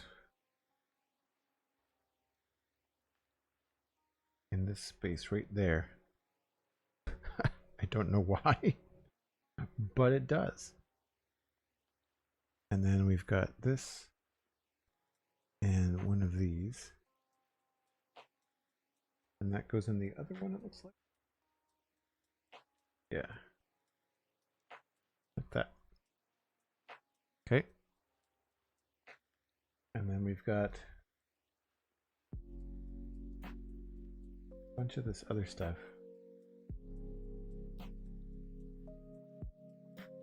Where do these go? This is where the black instruction manual is a little bit tricky. With these individual little black pieces going where don't see them highlighted. Oh, I see. Okay, they're down here.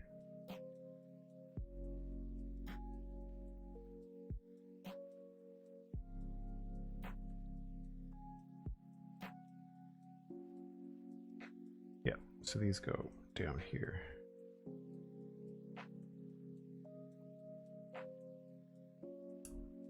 Probably can't see that very well on stream. I'll hold it up in a second. So they're going right there.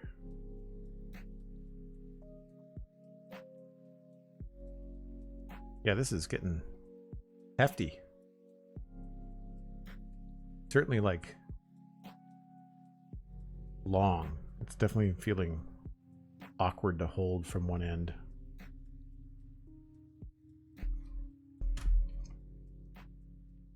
All right, looks like we can move this aside.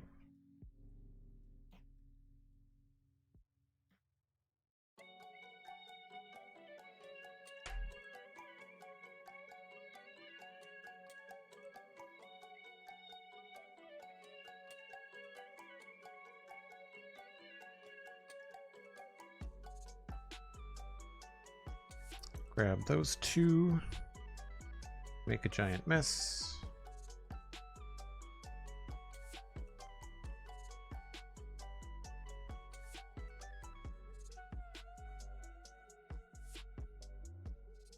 Trust the process, is Cosmic. Yep. Taking the day off, says Rabelais. Nice. What do I spy but my favorite Lego Minecraft Satisfactory streamer along with the best people? Well, thank you. And I think that's a nice compliment to the crew as well. To the community, as they say. You had to mention the Steam summer sale, didn't you? I got a tab open now looking over the games I want to buy, but have no time to play. That's my problem too. I saw a really funny meme earlier today, and it was a picture of a PlayStation 5 and an Xbox Series X. And the caption was, being adult means that you get to own these and stare at them after work because you're too tired to play them. And I thought that was hilarious. Because I was like, I felt called out.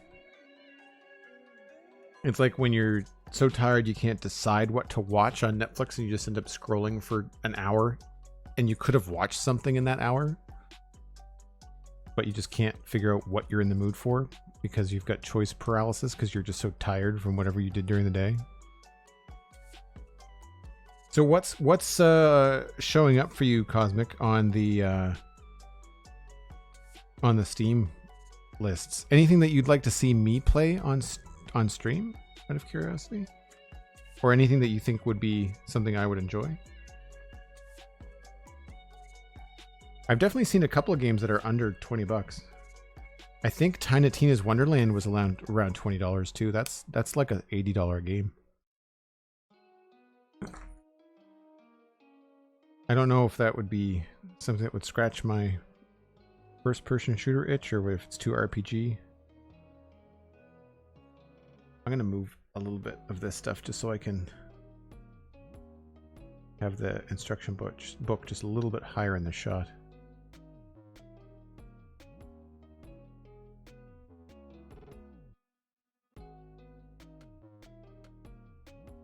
Just a little bit.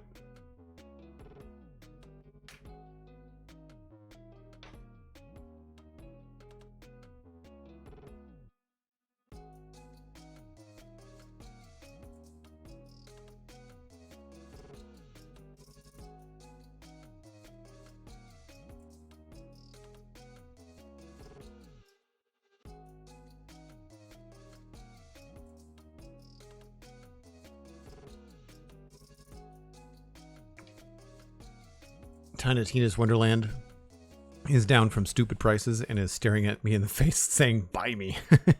Yeah. I do enjoy the Tiny Tina humor from Borderlands.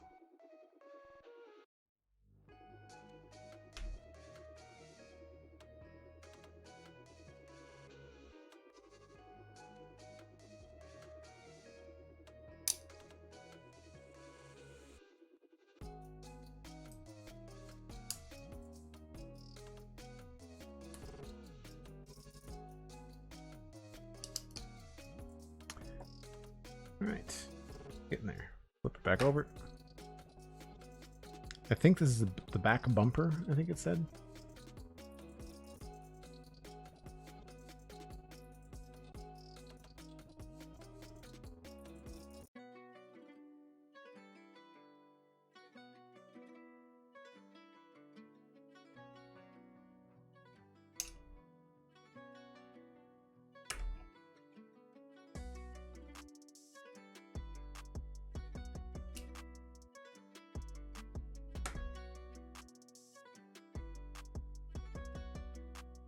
Strange Horticulture is another one. It's described as an occult puzzle game where you play as the owner of a local plant store. Wow. That sounds bizarre. Hold on. I need to touch that link just so I can get maybe a small window on my iPad, but I still want to see it. Strange Horticulture. I think I've seen this before. Got a lot of really good reviews. It's on Switch. Oh, I think I saw it in the Nintendo. I think it was the Nintendo presentation or something. Or maybe, did I send this to you before, Cosmic? I don't really remember. Yeah, that looks cool. Certainly right up your alley. Uh-oh, I lost my Twitch chat. Hold on. Why, Twitch chat? You're going to make me sign in again, aren't you? I should not have moved away from the window. I've been signed in this entire time. If Twitch chat makes me sign in again, I'm going to be mad. No. Okay, cool. I think I feel like I might have shared it via Discord or something at some point. I saw that Cult of Lamb is on sale. I saw... What was the other one that I saw that was on sale? I'm still always on the fence about like pixel games. I get enough pixel stuff from Minecraft. I don't really want to play stuff that looks like it was put on the Super Nintendo. You know, I can appreciate it from a nostalgia standpoint, but like I don't... If I'm playing something outside of Minecraft, I want it to feel different, you know?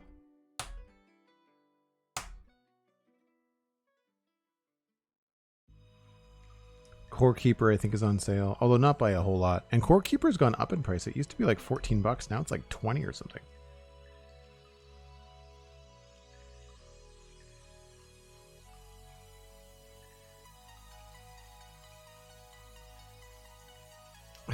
I'm gonna gift you Cult of Lamb at some point and then beat you with a rusty spoon until you try it. Nice. I'm just not a big roguelike fan, right? Like that's where I get... Like I tried the Don't Starve games and stuff on Xbox and they're cool looking, but when you die and you have to start over, it makes me want to throw the controller across the room. I don't find it fun.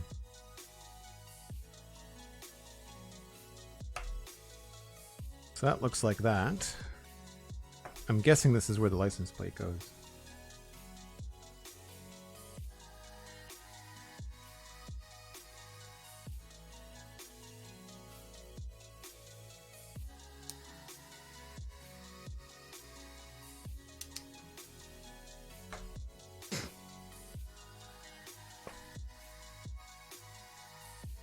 Now what are we doing?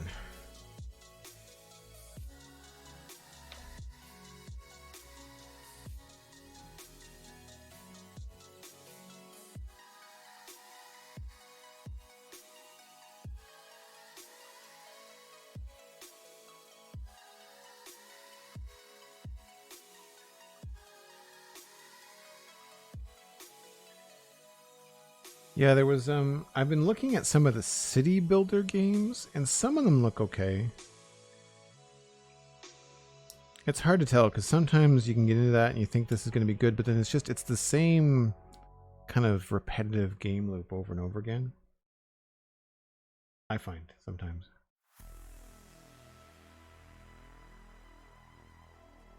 Alright, and these go here. That's really cool.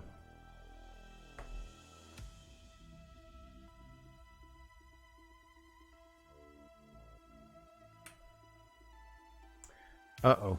Sticker time. There had to be one.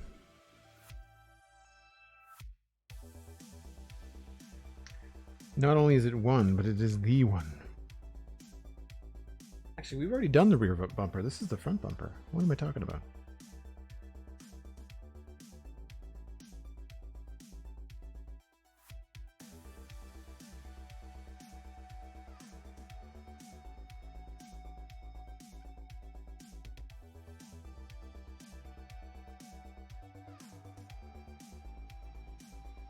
There's now a giant fingerprint on my license plate.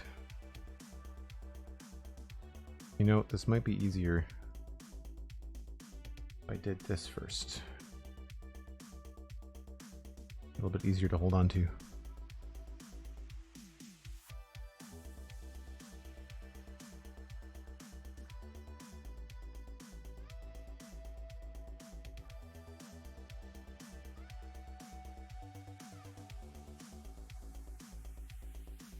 It's not quite centered, but I don't think the sticker was centered. Like the print isn't centered. Whatever. Too late now.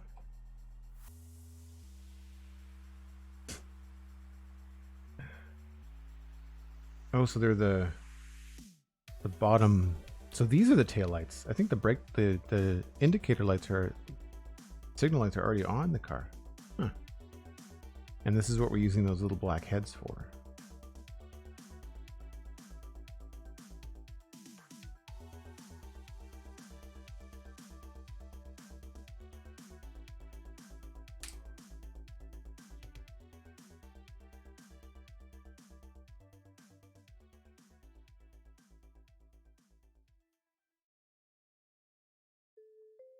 One more thing, 4 of these little clear guys.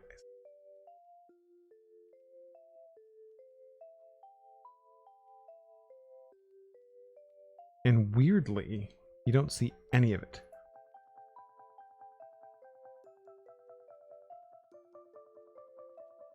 The whole thing is just inside. Oh, I guess you do. So it's meant to mimic what the light would look like, I guess.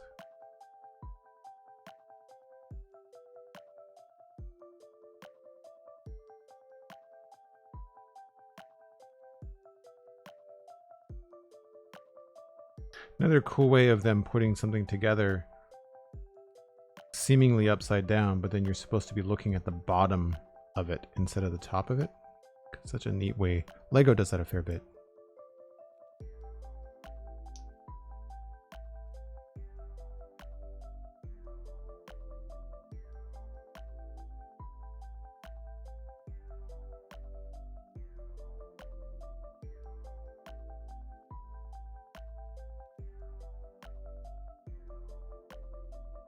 Dwarf Romantic is under $10. I've seen Stenos play that, and it seems okay. It's the kind of thing where like, I don't really need to pay for a video game that does that, you know.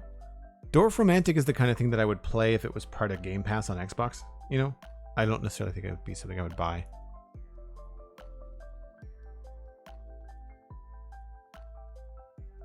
Cosmic, thank you for being awesome. Appreciate it. You heard of a game called Timberborn? Yes, I have, and I've got absolutely no interest in it. I've seen a bunch of people play it on YouTube. They're usually Satisfactory streamers, and they're obviously paid to play it, like it's a promotional game. So no one speaks critically of it. They always just talk very highly of it because they've been paid to promote it, and I just no interest in it whatsoever.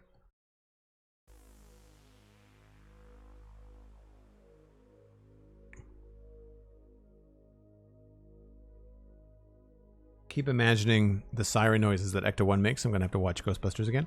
Have you seen Ghostbusters Afterlife, Rebel? Because that's what I want. I want to watch that again. I really enjoyed that.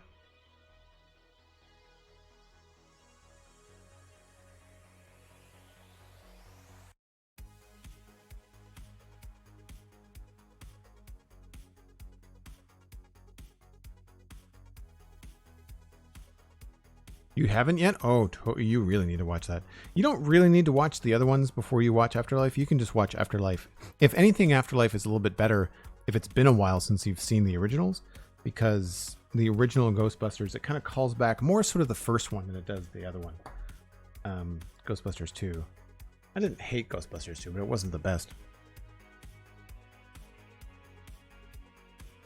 Some very cringy acting from some character actors in it.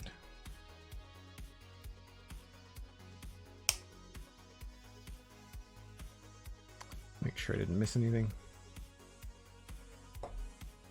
This is a huge kind of like front bumper situation. I keep on forgetting to mention people. Cosmic also sent me the LED light kit, so all of these are probably going to have lights in them, like little LED lights. That's going to be so cool.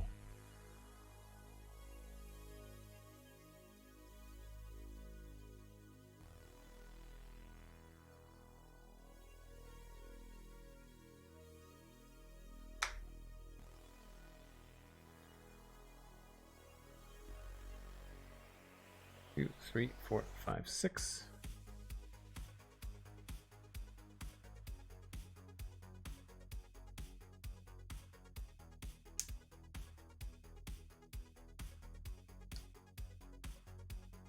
Wow, this is really cool. Really layering on the details, eh? Mark that on your calendar. I don't know if I ever catch myself saying A that often as a Canadian, but just happened.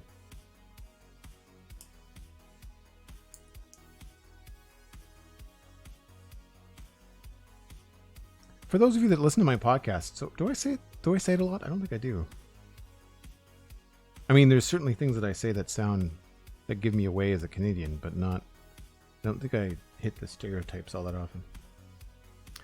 Now that goes. Oh, I see how they did that. So they created this little 3x2 space to kind of indicate that that's where you put the blue piece, which is just visible, but not quite.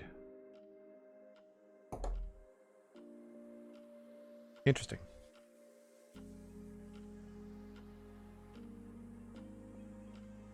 You see it more often than you think. Oh, really? Interesting. You don't much as we've tried. Oh, I think fight. Disagreement in the chat. There are occasional Canadian isms, but nothing stereotypical. I certain words I say absolutely give me away. I know that much.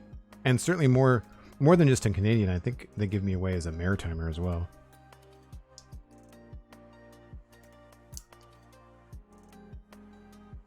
Six of these.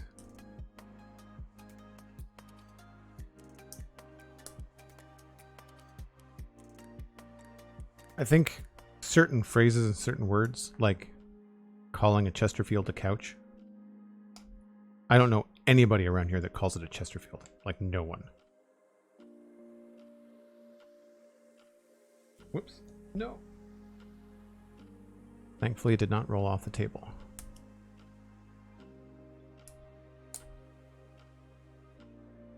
That did, and I have no idea where it went.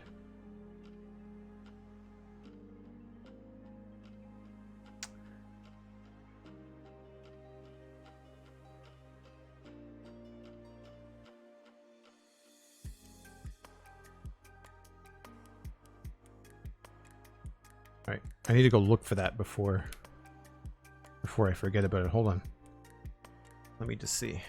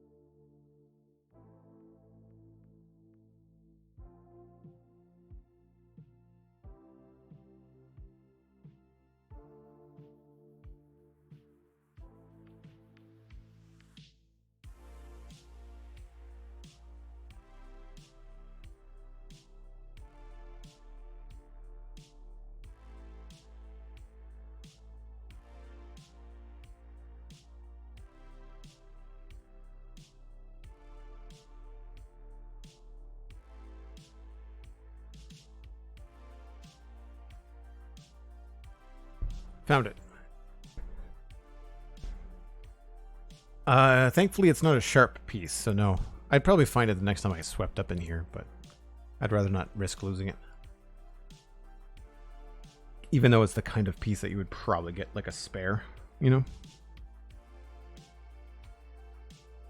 And then this attaches to the front. This is going to get even longer. Unreal. And if that's the front license plate, then this is roughly the length of the vehicle as a whole. That's wild.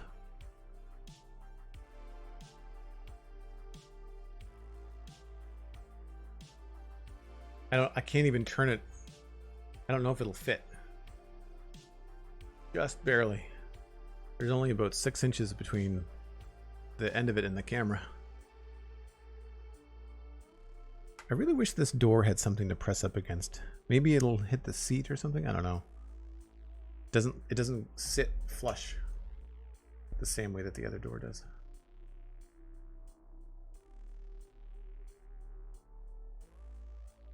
On to something else.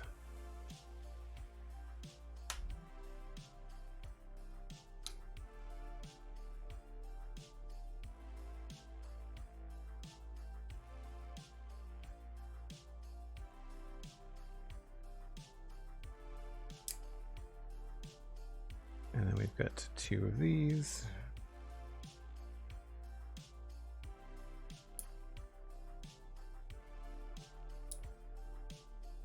Apparently Ghostbusters Afterlife is on Hulu. Might just curl up with the puppers and watch it later. Nice. I think it's on Amazon Prime in Canada for anybody that's Canadian that's listening. I think that's where I saw it last. Because I remember I was looking through stuff trying to find something to watch last night. I've actually been down the rabbit hole on YouTube watching the Try It YouTube channel. It's a bunch of Irish comedians that try different food and drink from around the world. And they're pretty funny. And I quite enjoy it. And they're very digestible little, like, 15, 18-minute videos. Not sure if you all are familiar, but there's a couple of people on there I find very, very funny.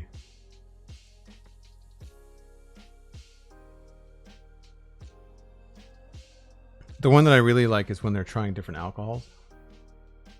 Because they tend to like it all, but then they can be critical, but then they also get a little bit tipsy, I think, anyway.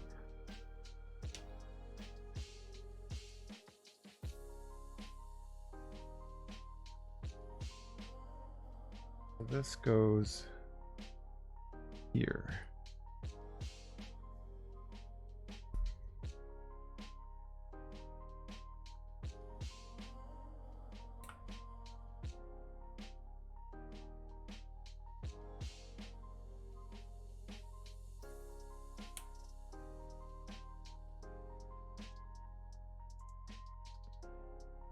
Interesting. Which I know I say a lot during these streams. Oh, now we're getting into some serious internal details, it looks like. Probably part of the engine. I've been trying to keep an eye out. I don't think I've missed any little tidbits about the movie or about the vehicle or anything like that. 1, 2, 3, 4.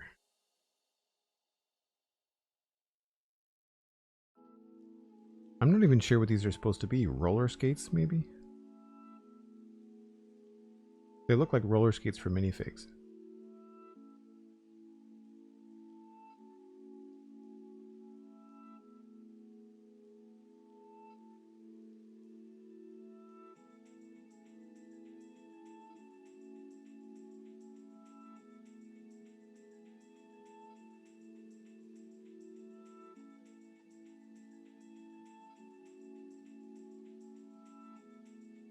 Some of the ones where they try spicy food is hilarious. Well, that'll be good to know.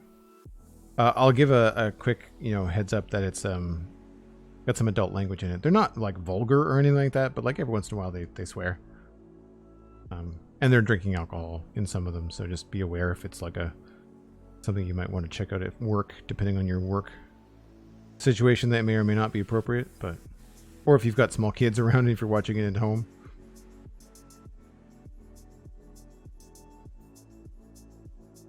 I feel like, and this could be wrong, so anybody that's in chat that's in Europe, let me know. I feel like North America is a little bit more frowny face on swearing than, say, the UK or surrounding areas.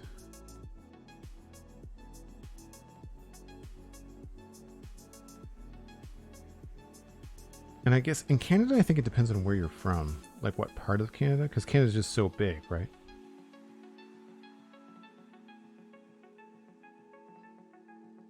Because in the Maritimes, like, the culture is very... traditionally has been more sailor-esque. So you get a little bit more foul, I feel like, out this way. I wouldn't, and it's not like vulgar, it's just that the swearing happens more often. And more often in casual conversation. You don't have to be angry to be swearing as a Maritimer. Just a form of expression.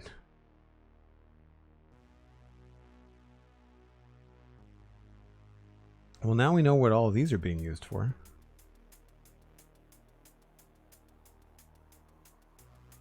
Depends on where you are in the UK as well. Some places it's every sentence, and some places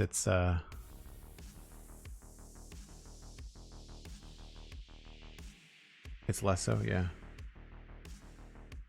Where are the sweary areas in Ireland? Because I feel like the people on that Try It channel seem to make fun of Cork a lot, but not so much Dublin. Dublin seems like it's more the liberal city. Kind of.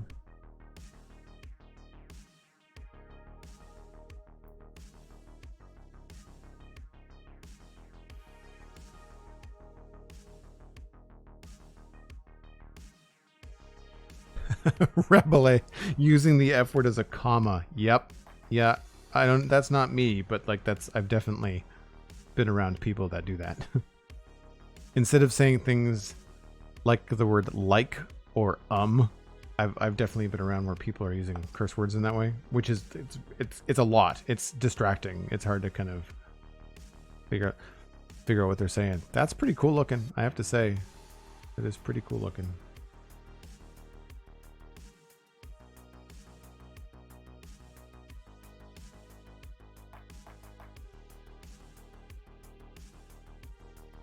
I don't know whether we're seeing the front or the back. Oh, this is the radiator intake. Okay.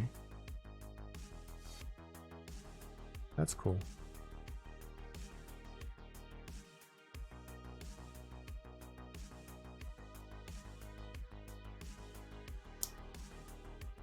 So we are going to see this front. That's awesome.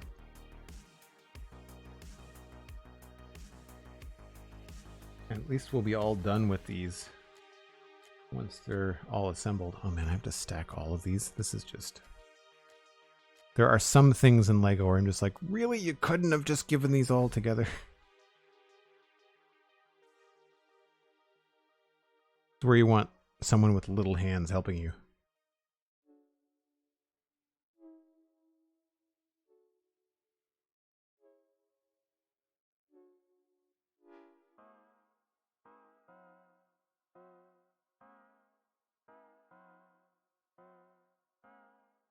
So it looks like there's 4 on either side. A little gap in between.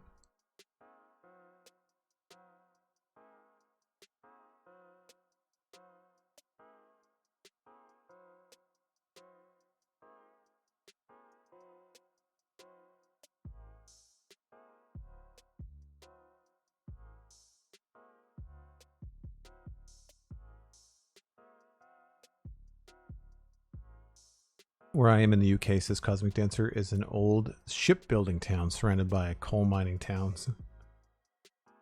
Curse words are both a form of expression and oftentimes endearment. Yeah, you know, I think that's the thing. I probably use curse words more when I'm excited about something positively than I am about something negatively. I mean, I still do it when appropriate, but I definitely feel like if I'm hanging out with the boys having beer, you know, on a Thursday night or something like that, I imagine rather than something being, you know, bad, because we're often talking about stuff we're passionate about or excited about, we'll express that by saying something is, you know, awesome to the nth degree, that kind of thing.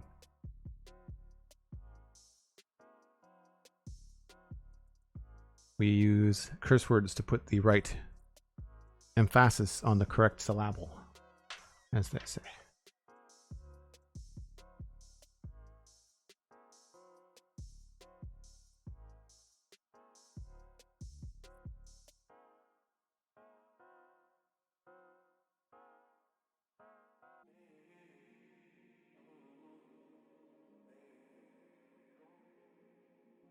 Oh yeah, okay. This goes like this. These are more lights? Wow. Be very curious to see how many of these little bits are turned into LED lights in that lighting kit that you sent in, Cosmic.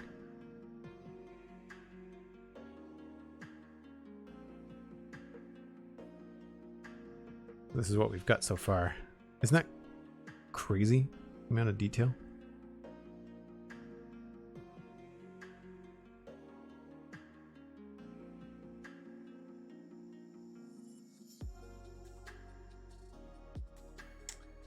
And these pieces.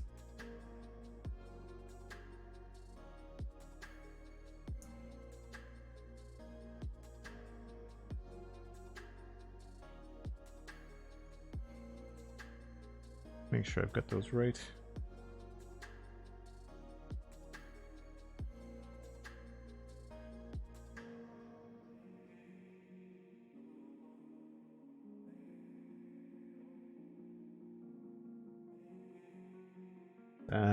Looks right to me.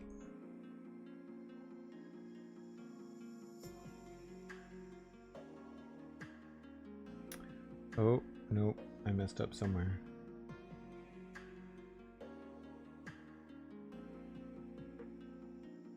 Oh, these are 3 tall.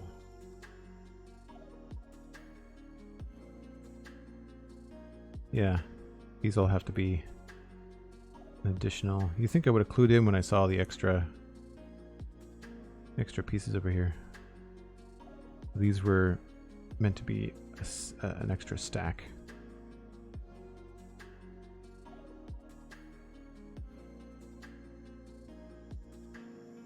I don't know why I didn't think to do it this way. A lot easier.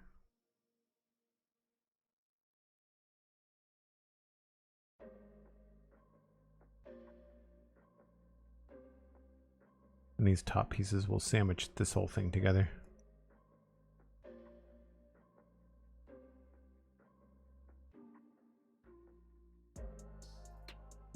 That, and then this piece goes over here like this.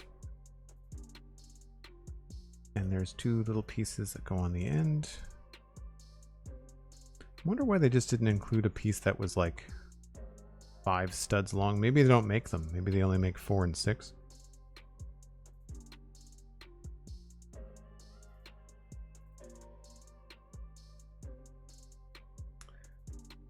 And this goes on the end.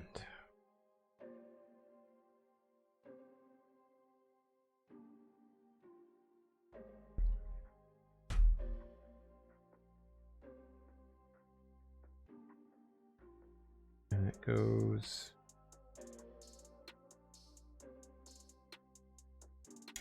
very specifically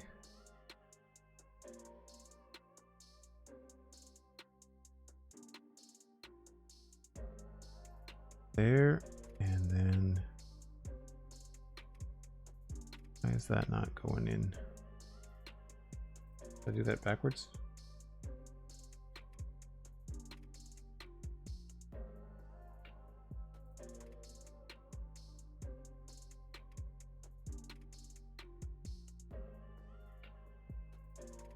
Yeah, I did something wrong.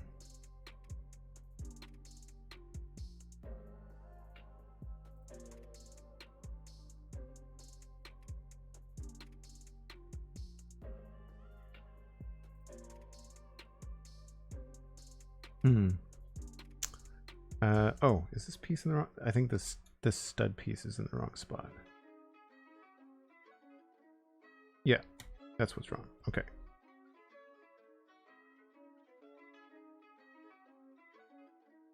There we go.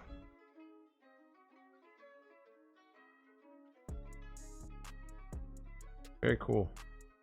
I'm not sure if you'll be able to see it, but like...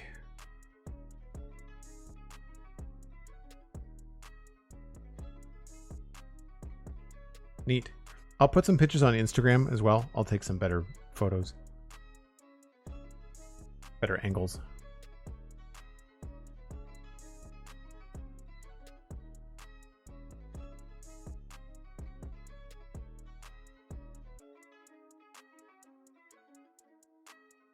Oh, nice. What film did your daughter see? Cosmic?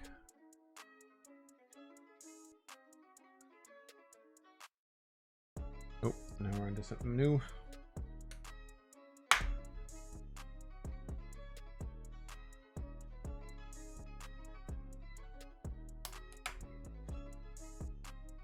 I've got a funny feeling this is going to be like the engine or something. We're in that kind of area on the car.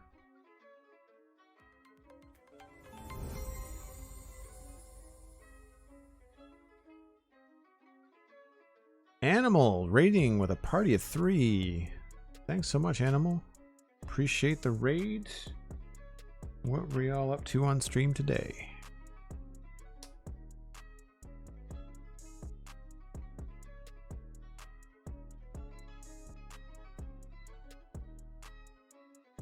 Thanks for the shout out for Animal Cosmic. Appreciate it.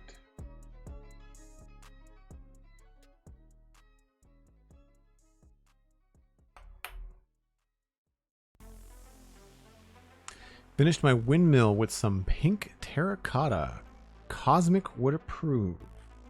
I'm assuming you mean your windmill in Minecraft. The only thing that I think about when I think about pink terracotta. Well, thanks again for bringing in your viewers. Folks, if you're not familiar, my name is Joel Duggan, and I stream and podcast full-time. We are currently on our regular LEGO Let's Chat on Friday, which is our LEGO building stream. We're working on the ECTO-1 Ghostbusters Afterlife vehicle. It's massive. You'll see it in a moment, I'm sure, when I attach another piece to it. We're on bag 7 of 14, so this is like week 4, and we're only halfway done. Oh, we've got stickers, folks. They had to do it.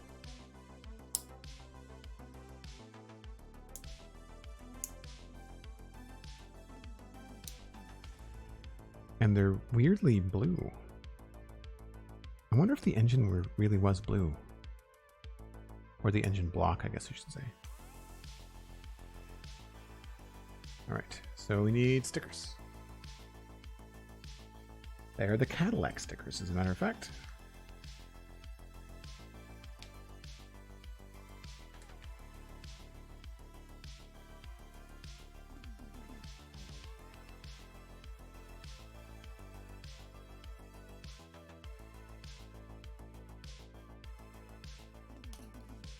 Sorry, these are usually hard to do live on stream, so apologies if you can't see what I'm doing because these are very tiny.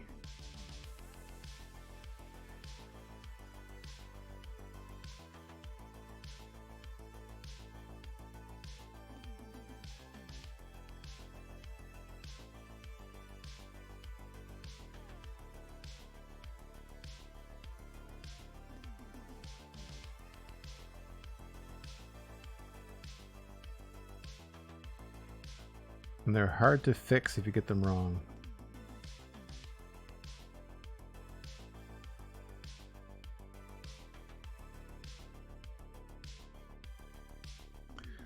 That's one that goes there.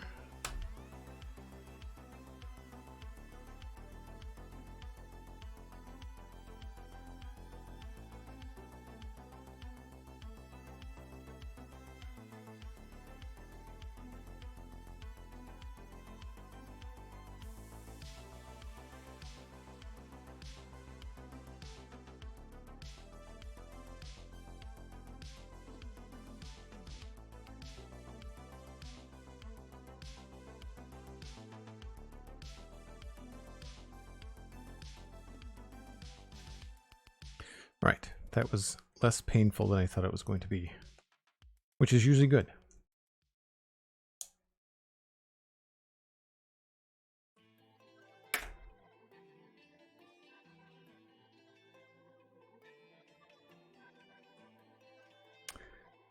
Right, so now we are on to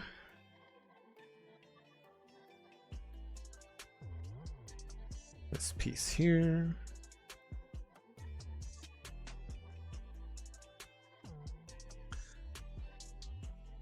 I'm unsure of the actual name of the film. Oh! Teenage Kraken. So not Teenage Mutant Ninja Turtles. Oh, I've seen the Teenage Kraken one advertised. Yeah. Okay. Did they like it? It looked very bright and colorful when I saw the trailer for it.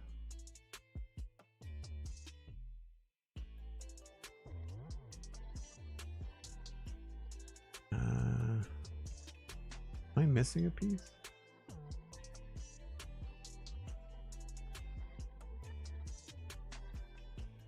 Oh, there it is. There.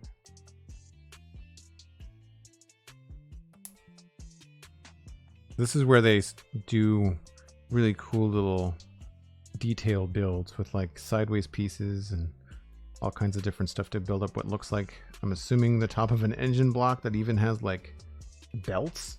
Oh my gosh.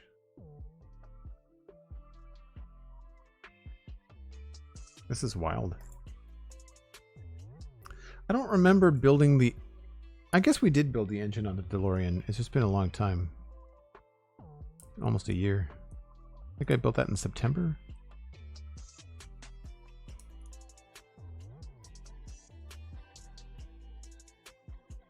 What am I missing here?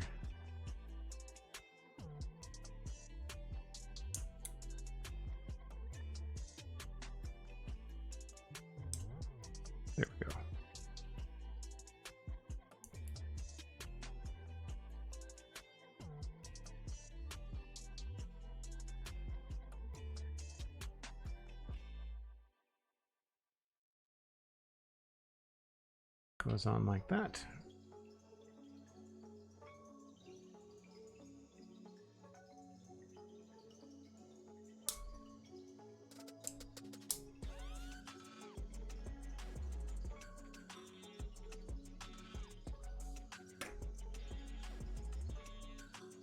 Holy smokes.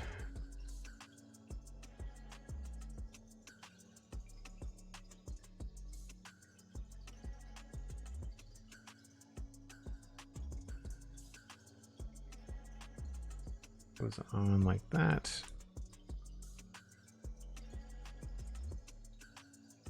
And then we've got this piece and a black rivet. This goes here. This goes in the middle. I wonder why they chose blue. Krakens aren't as popular here as they are in the Netherlands.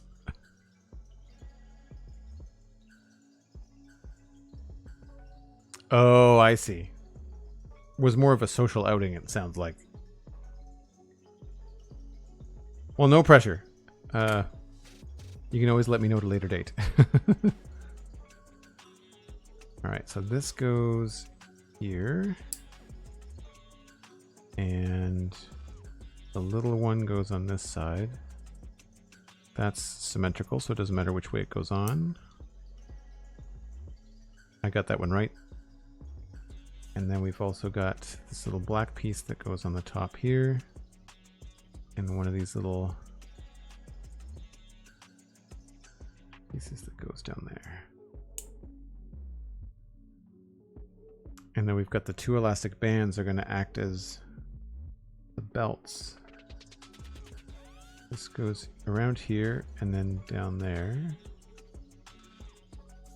And I guess this goes around the same area.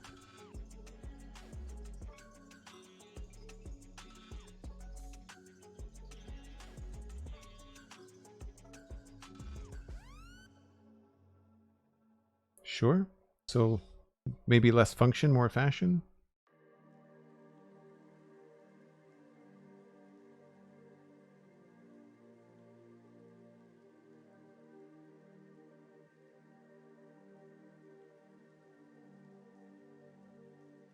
And then that goes in the middle.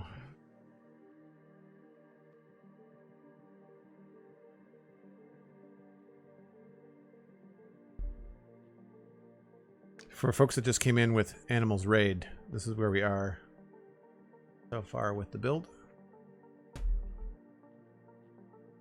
Move this.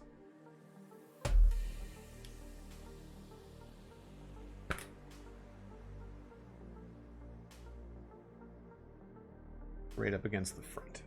Oh yeah, there's really only one place it can go.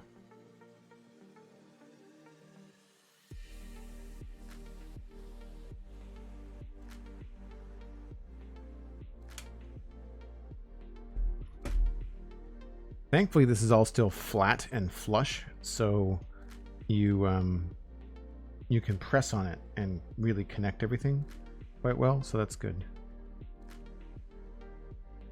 It looks like it's all connected.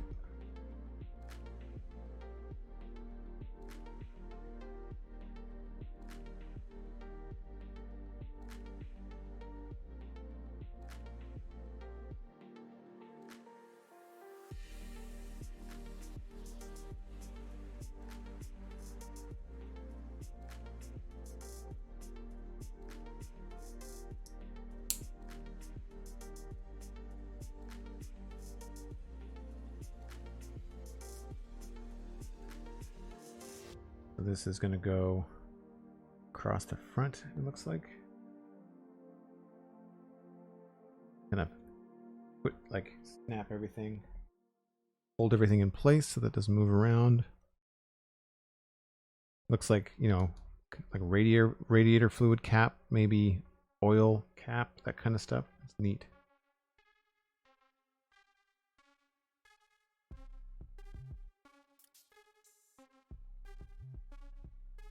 And this is maybe the battery? Positive, negative in the battery?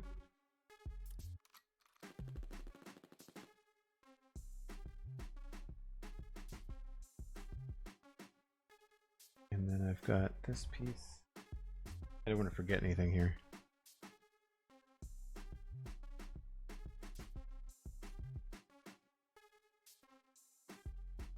Yep. All right. Back to something else.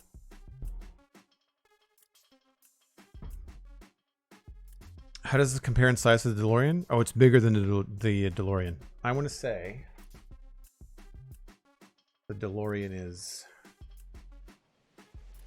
It's close, but it's about the same. This is, I think, the same length as the shuttle Discovery.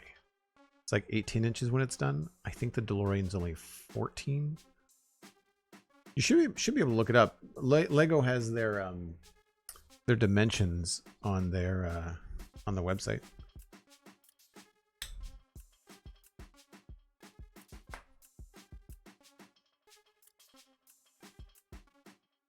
Now that I can actually have that in the shot.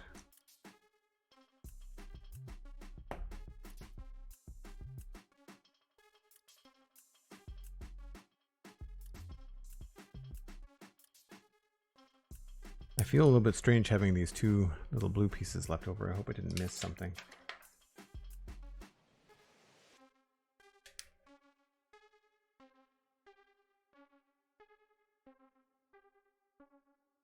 Doesn't look like it.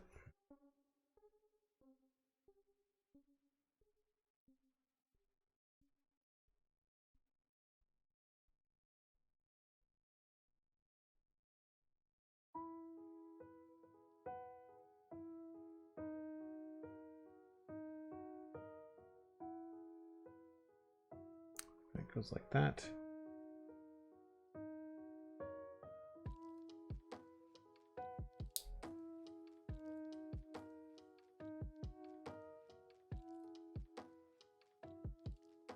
Oh, sticker time again.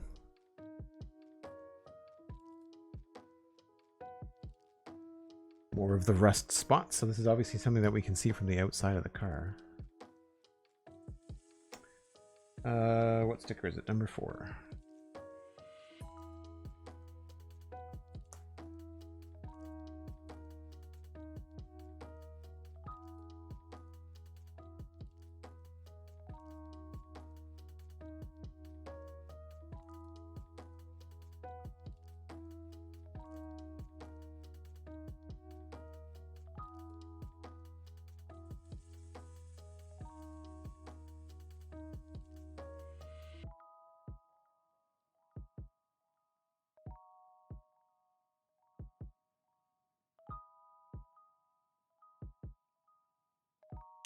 That's that.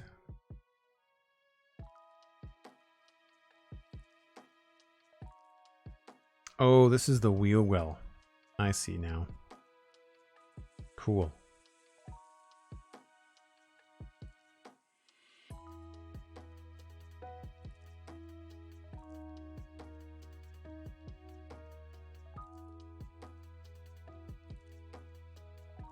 And because we've got red and green, I bet you it's like left and right. Or the left and right wheel well.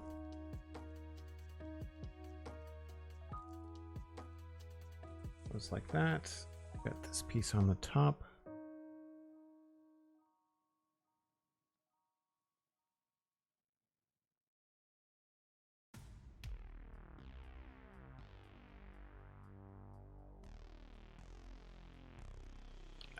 I'm trying to decide what I want to have for dinner tonight. I've got ground beef that has to get cooked, and I could just make hamburgers, but I feel like I've been eating a lot of hamburgers lately.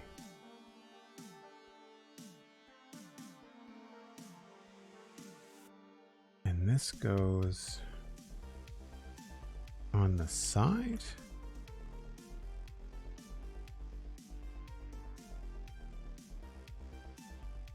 Yep, what it's supposed to look like.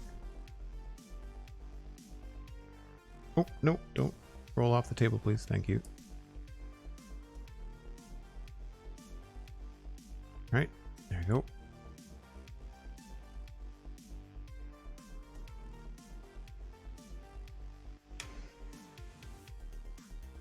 Okay, interesting.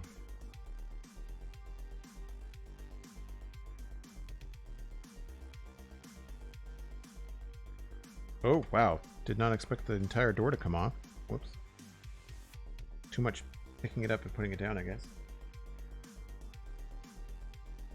I guess where that door is only connected with a couple of blocks there. It's not like it's the whole thing that's connected. So this goes here. I really love how precise this stuff just like slides right in. Like this is touching. It's so close. It's actually just touching, but because everything is the smooth side of a Lego block, the only place that that's connected is just there. Isn't that wild? Now I'm sure it'll get layered and fastened in place, but that's cool. And so that creates the front wheel well. And they use this for the inside of the wheel well. It's very cool. I was right. The green one is the other side.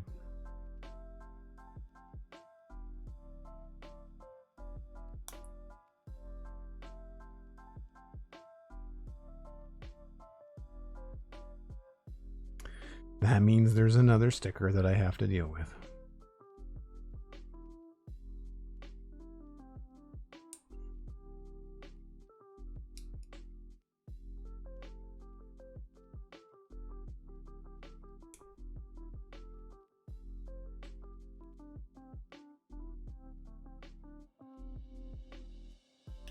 At least the rust ones are easy to put on. Easy to get off the page is something else entirely.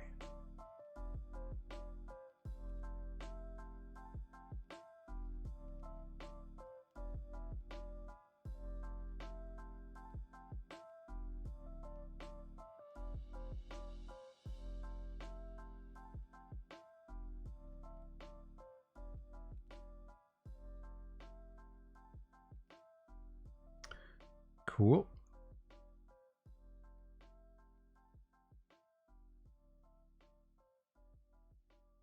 We've got green for the right-hand side.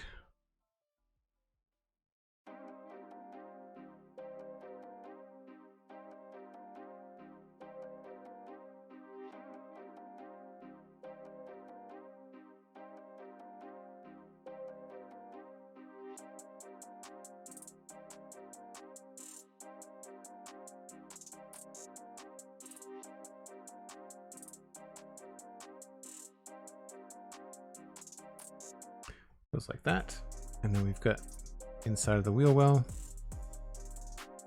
Whoops.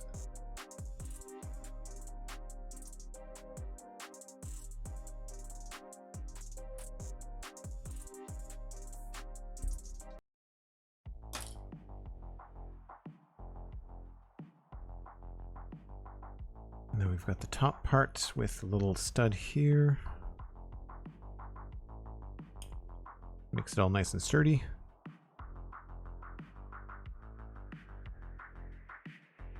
Oh, Boo, welcome back. Cosmic, thanks for the heads up. Appreciate it. If you want to throw some targets in chat, that'd be great. That's just here.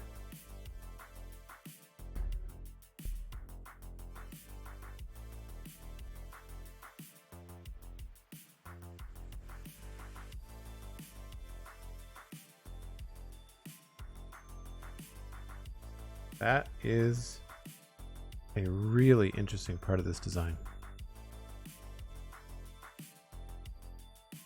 You really get the full length of it now.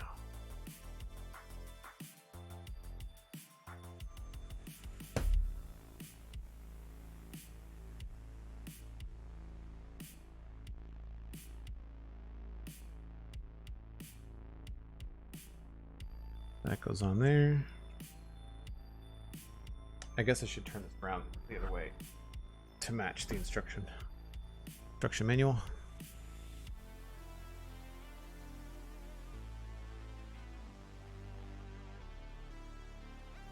Right, and then this goes in here, and this will keep those two pieces we just attached.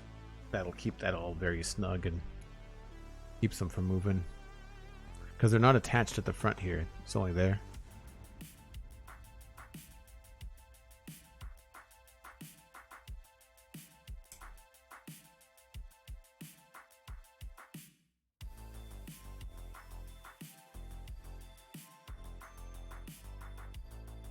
all the little minute layers of plates to make this up.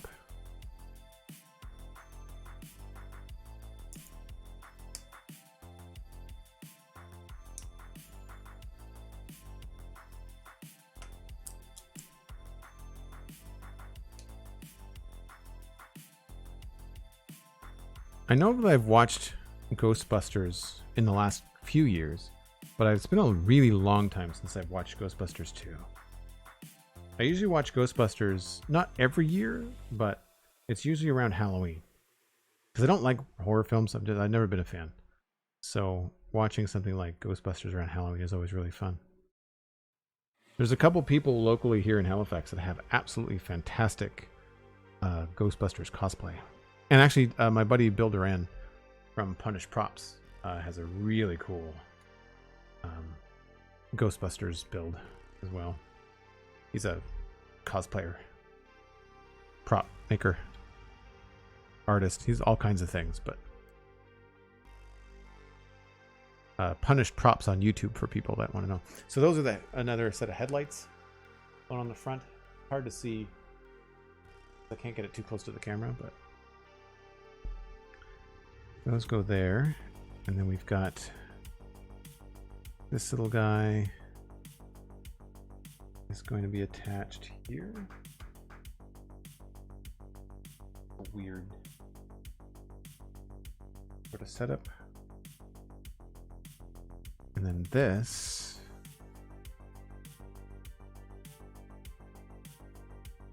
has a little rod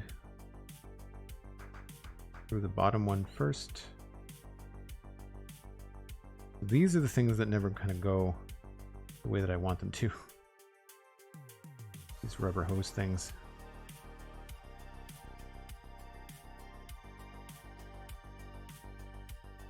That goes up like that. And yeah, so that's the battery. That's what I thought. These are your cables that go from your battery connectors, and then looks like it's meant to go under.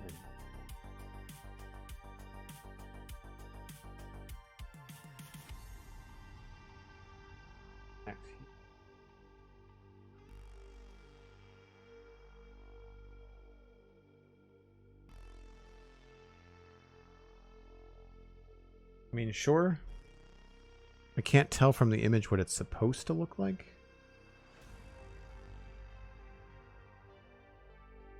That looks about right.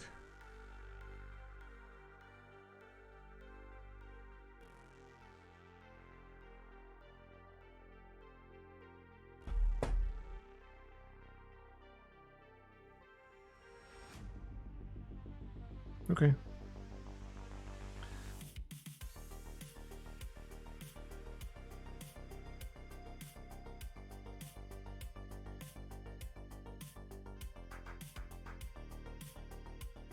Cool, thanks, Cosmic.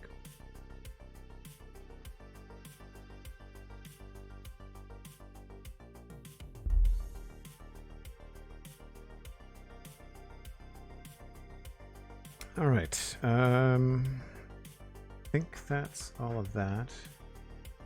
5 of those, 4 of those. Seems about right. Really? We have all this left over? That seems like a lot.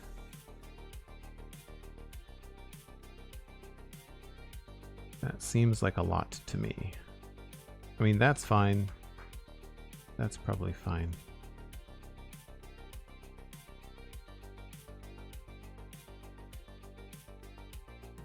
Yeah, I mean, I'm not missing any steps from what I can tell.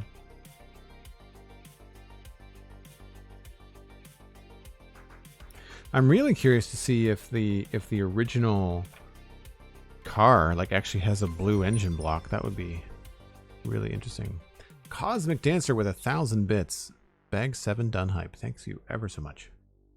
So yeah, that's some serious progress, I think, today, because we put in a lot of detail. Move these off to the side here. Don't lose them.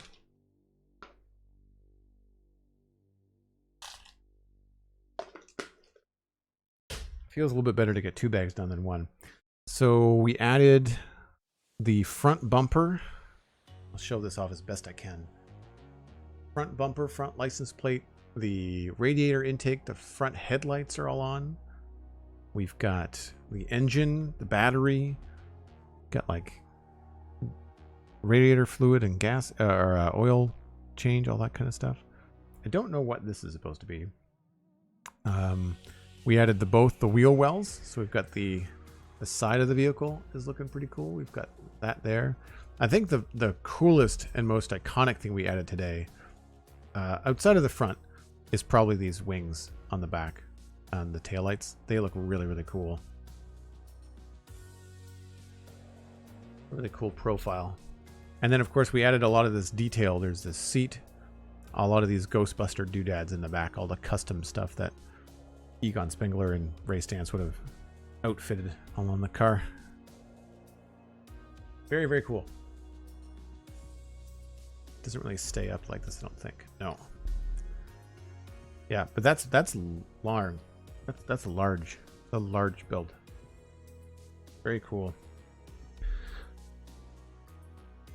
All right, folks. Well, that is the end of the stream for today. Page 198 for next time. We will be passing you along, of course, to somebody else. We've